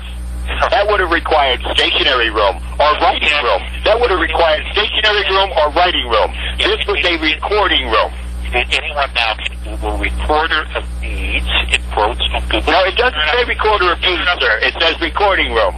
The point is the recorder of deeds is not the person who speaks something into a tape recorder. We're not talking about recorder of deeds, Professor. But someone who enters documents into record. Recording does not necessarily mean audio tape. You're damn right it does. Okay, And they got caught in another lie. Let me ask you this, sir. How did he get to Helsinki before he went across the border to Russia? He flew. Quick getting Chris Mills. This supposedly was something the Warren Commission couldn't explain, or it turns out later they explained it in a footnote. But a fellow named Chris Mills wrote an essay called Flight of Fancy, and yes, there was a way he could, I forget the details, take one plane. Name it, please name it, boys, please. What? Please name it, boys. Where can I find that official record? Because even Richard Helms says that there were no commercial flights during that time frame. And when Oswald was coming home with his wife and baby, he thought he was entitled to a military flight home, sir. Anyone can Google up Chris Now, did your interruption not allow you to hear what I said?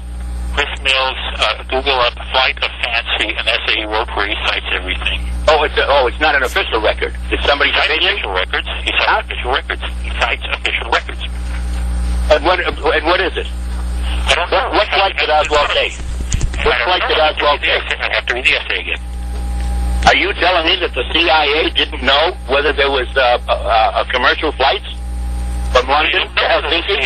Where do you get this? Where do you get the CIA said he couldn't have? I mean, where's that? It's on my website, sir, and it's signed by Richard Helms.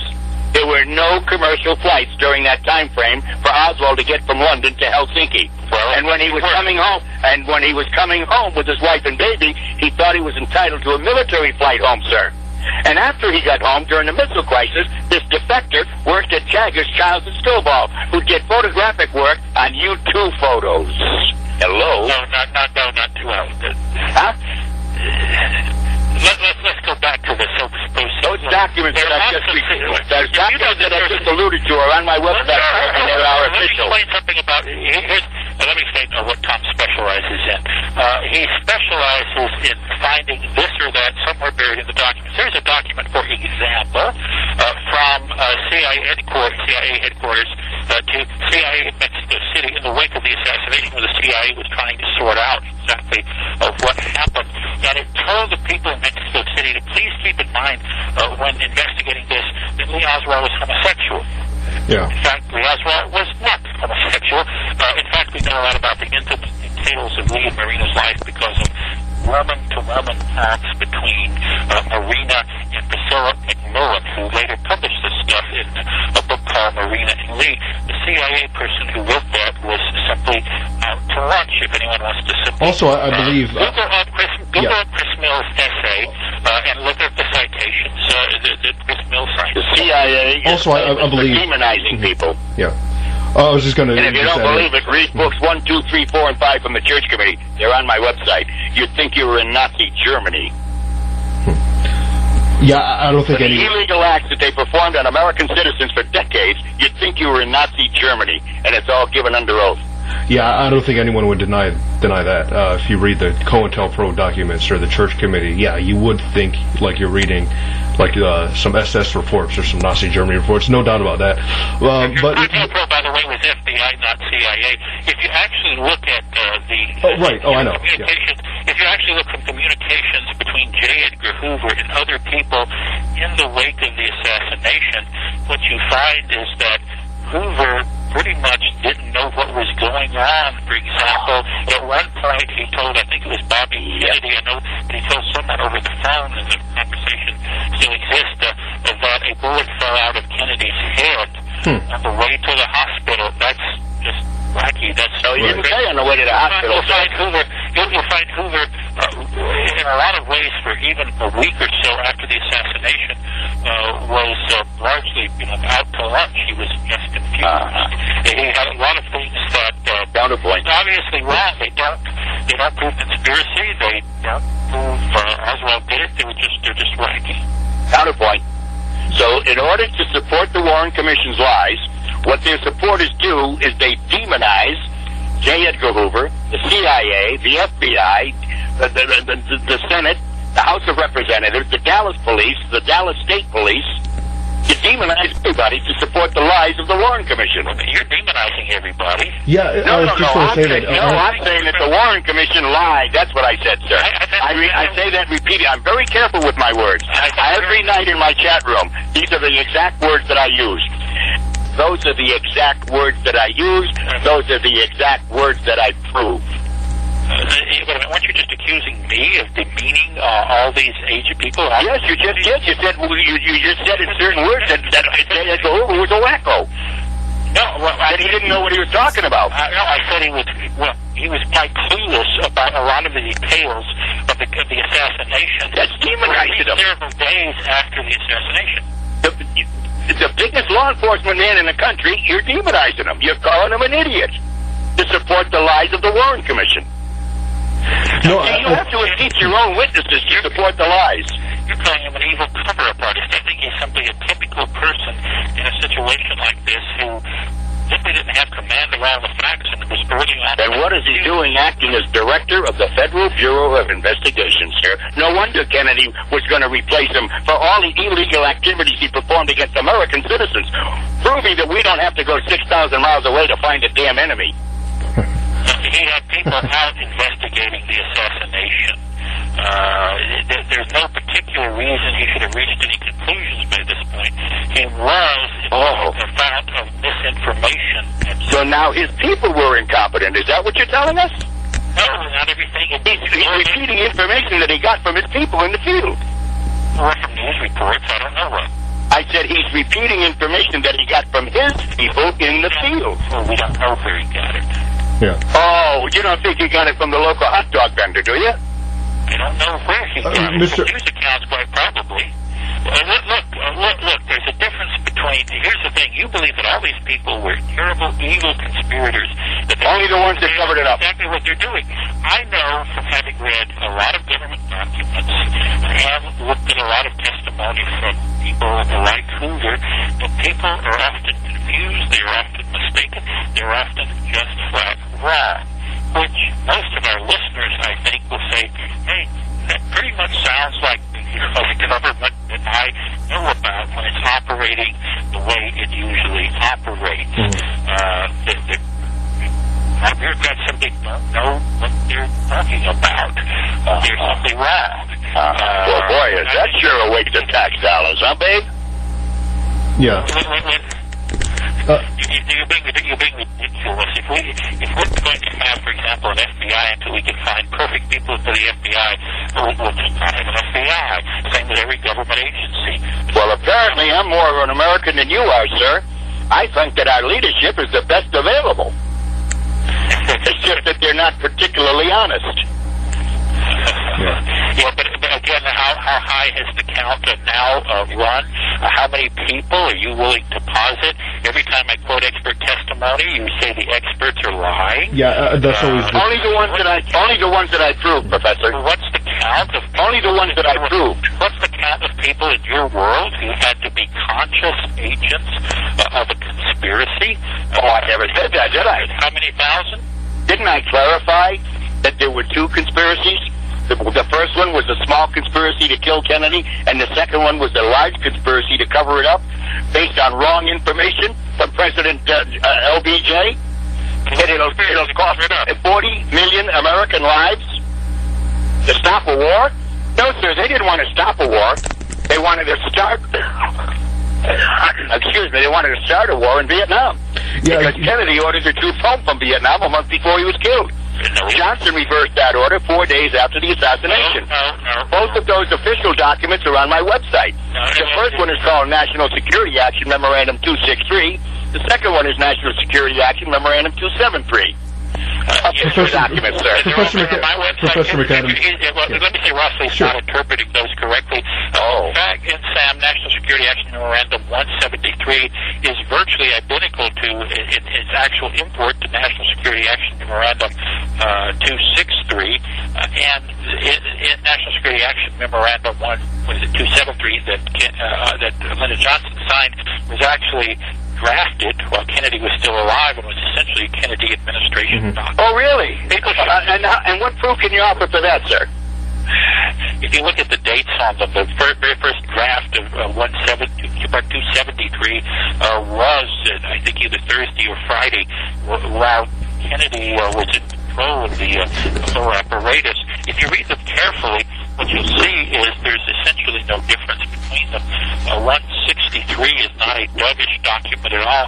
It calls for all kinds of operations, including military operations, shooting operations, in support of the South Vietnamese trying to maintain their independence from North Vietnam, which is engaged in an aggressive war to take over the South.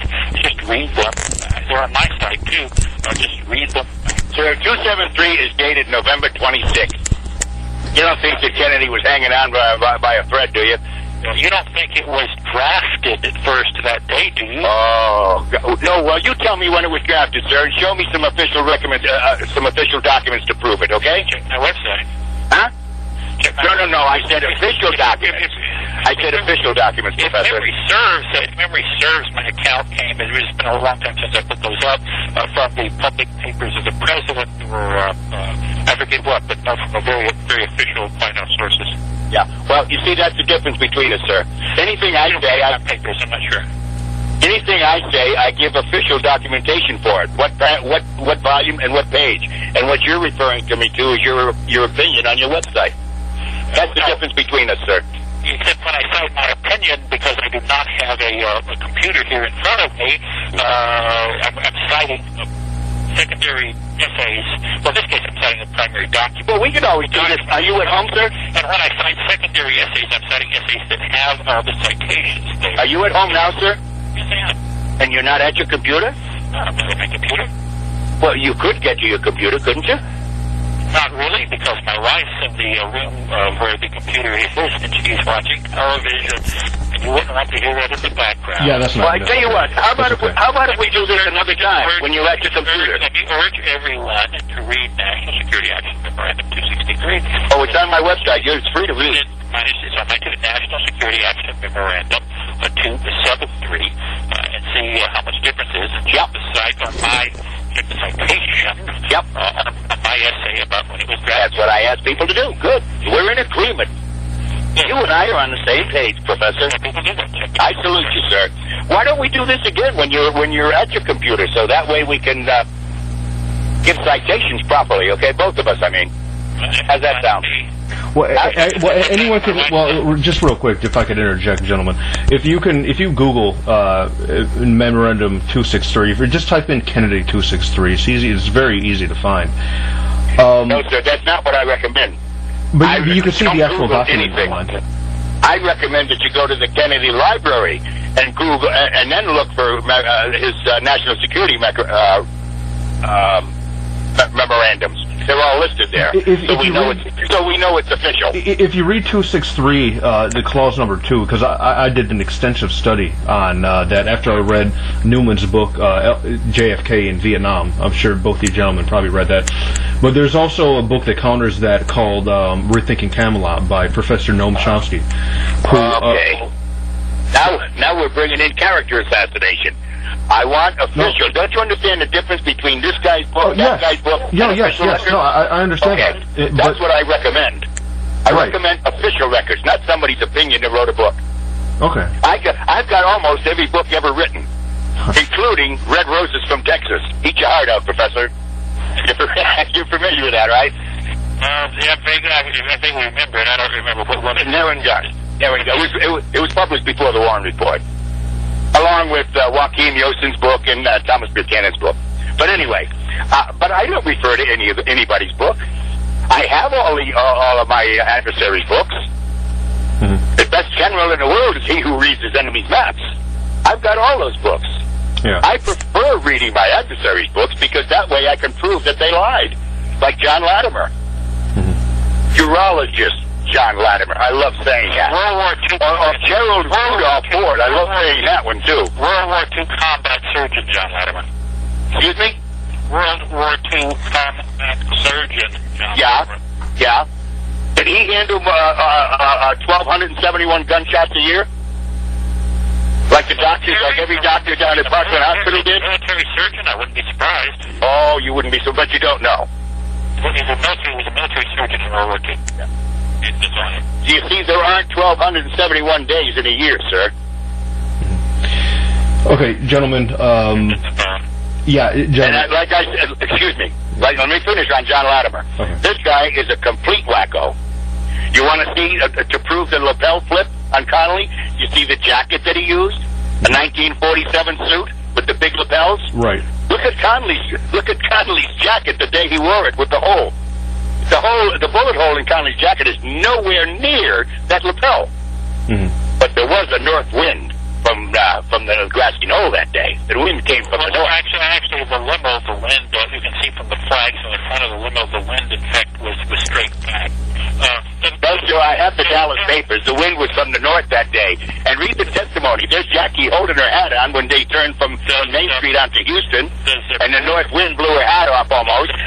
And Officer Baker, you know that lion Officer Baker? He almost knocked him off his bike when he hit that north wind on Houston Street. The Bruder film shows the flags on the front of the limo, and at the time from the limo that's moving, yes, sir. Right. Which would be relevant to wind. The flags on the limo moving are always going to go to the rear, sir. No, now it's strong enough. This limo is 18 miles an hour. It's strong enough to the side would chill it. It's possible that it was wind. That's absolutely possible. More important, though, than the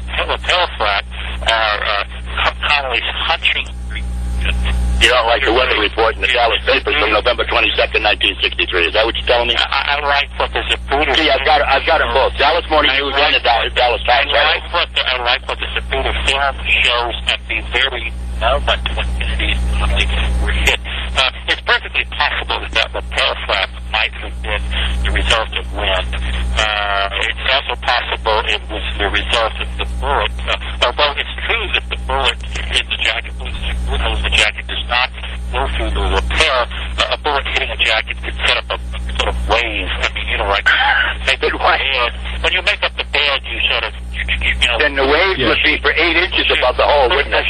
More important is Connolly. Then the waves created in the jacket would be for 8 inches above the bullet hole, wouldn't it, sir? More important was Connolly's crunching reaction between 224 and 225. High-Tech Corporation in the 1980s looked very carefully at Connolly, using, by the way, the actual originals of Peterson, the best available materials.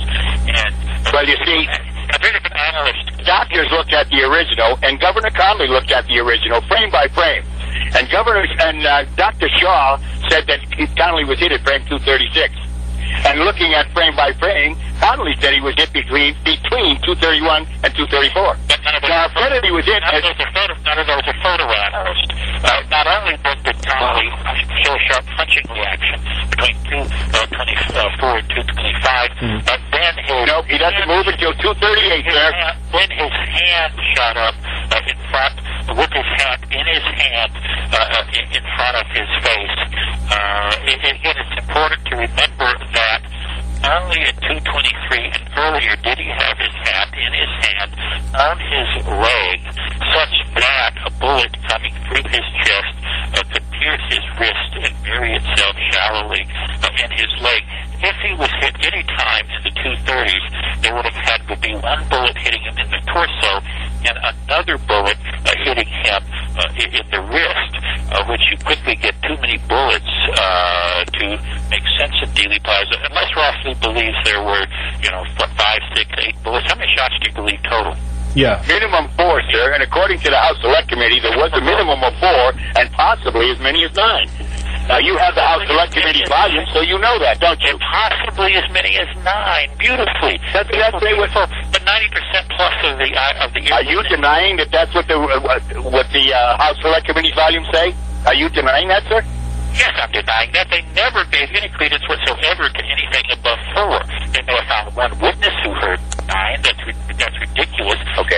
90% plus of the witnesses. Then when I find it in the volumes, I'll put it on my website with your quote, with your denial. 90% plus of the witnesses heard 3 or fewer shots. So that's about the limit of what you can have. The House Select Committee claimed to have found a 4th shot in the so-called acoustic evidence. Yeah. You can't hear the 4th shot. The witnesses did not report a 4th shot, but they found what they said was a statistical... Oh, Skinny Allen says he heard one more than what was fired. That was quickly blown out of the water by the National Academy of Sciences Committee on Ballistic Acoustics. That basically said that was simply, pseudo... Then I refer you to the B.D. Thomas report, sir. Well, then I refer you to the replies and responses to the B.B. Thomas report. Yeah. Then what we have is reasonable doubt, don't we, officer? I'm looking at my website. Then what we have is reasonable doubt, don't we, Professor? No, we don't have reasonable doubt because we don't have... I mean, if you actually think a shot came from the grassy knoll, you'd have to explain by Lee Bowers, who could see all the area behind the grassy knoll. We did report 2 men back there, but also reporting them not to be connected with each other in any way. That was an opinion of his, wasn't it, sir? And he also reported 3 men running and jumping into a freight car. Not to be... A coal car, to be exact. Not to be... He reported them... The 2 men... And that's how 3 chance He reported the 2 men. He reported the 2 men behind the stockade fence, which you could see, not only to be unconnected, but not to have done anything suspicious. Oh, no, sir. He said he saw something. He couldn't tell whether it was a flash of light or a puff of smoke during the shooting sequence there. And then he saw 3 men run and jump into a coal car. He stopped that train and called the police. And the police took 11 tramps off of that train car. 3 of which they marched across Dealey Plaza and secreted those pictures for a dozen years of the tramp photos. The three men were not behind the stockade fence. He explicitly describes two men, which appear in his testimony but to be behind the stockade fence, who did not have any interaction. That was his observation, and did not do anything. And by the way, the flash of light, blah blah. It was his original description was a commotion or something. He didn't know exactly what. The flash of light was something that Mark Lane got out of him a couple of years later, but that was not his original testimony. And it was just a flash of light or commotion or something. Well, let me ask you, sir. He didn't describe a shooter. He did not describe a shooter or anyone who appeared to be a shooter or any firearm. Correct. But he did report commotion during the shooting. And he did later report that there was a flash, or couldn't tell what it was, a flash of light or a puff of smoke. And then saw three men run and jump into a coal car. But none of those three men were the two guys he saw behind the stockade fence. How do you know that, sir? How do you know that? How do you know that? Did he say that? He makes it clear. No, he didn't make it clear. Did he say that the three men he saw jump into a coal car were not the two men he saw behind the fence? Did he say that?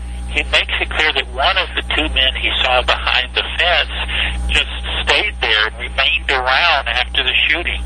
No, he didn't. Yes, he did. Tell me what page that's on, sir, because I've got his testimony on computer. I've got the volume. I have no idea. It's all over the web. Anyone can find it. Oh, I don't care about the web. That's people's opinion, sir. I'm talking about official records. I'm talking about testimony. A lot of the official records. Yeah, I was going to say a lot of the official records are on the web.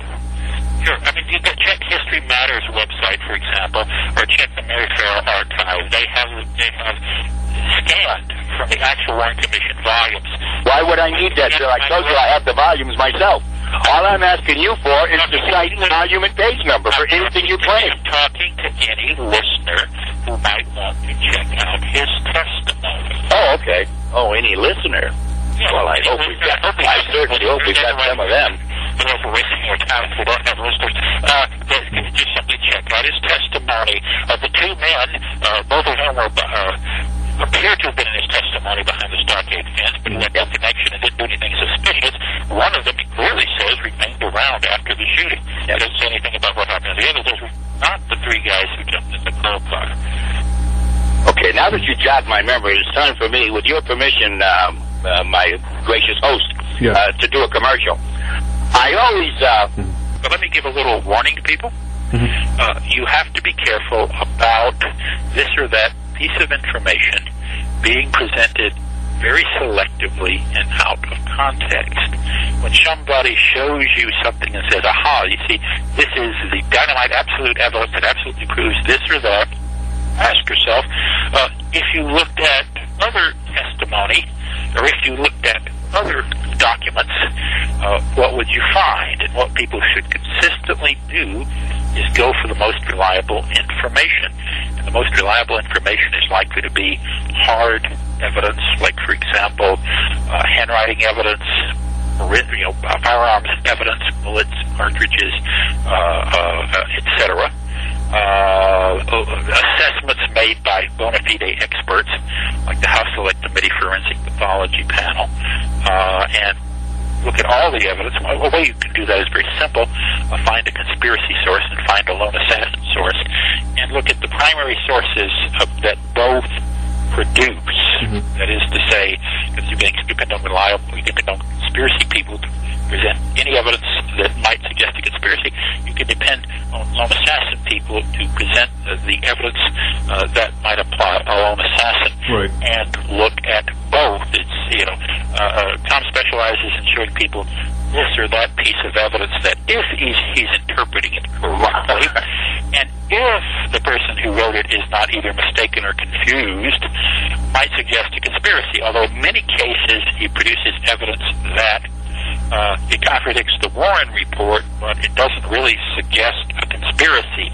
Like, when were those bullets made?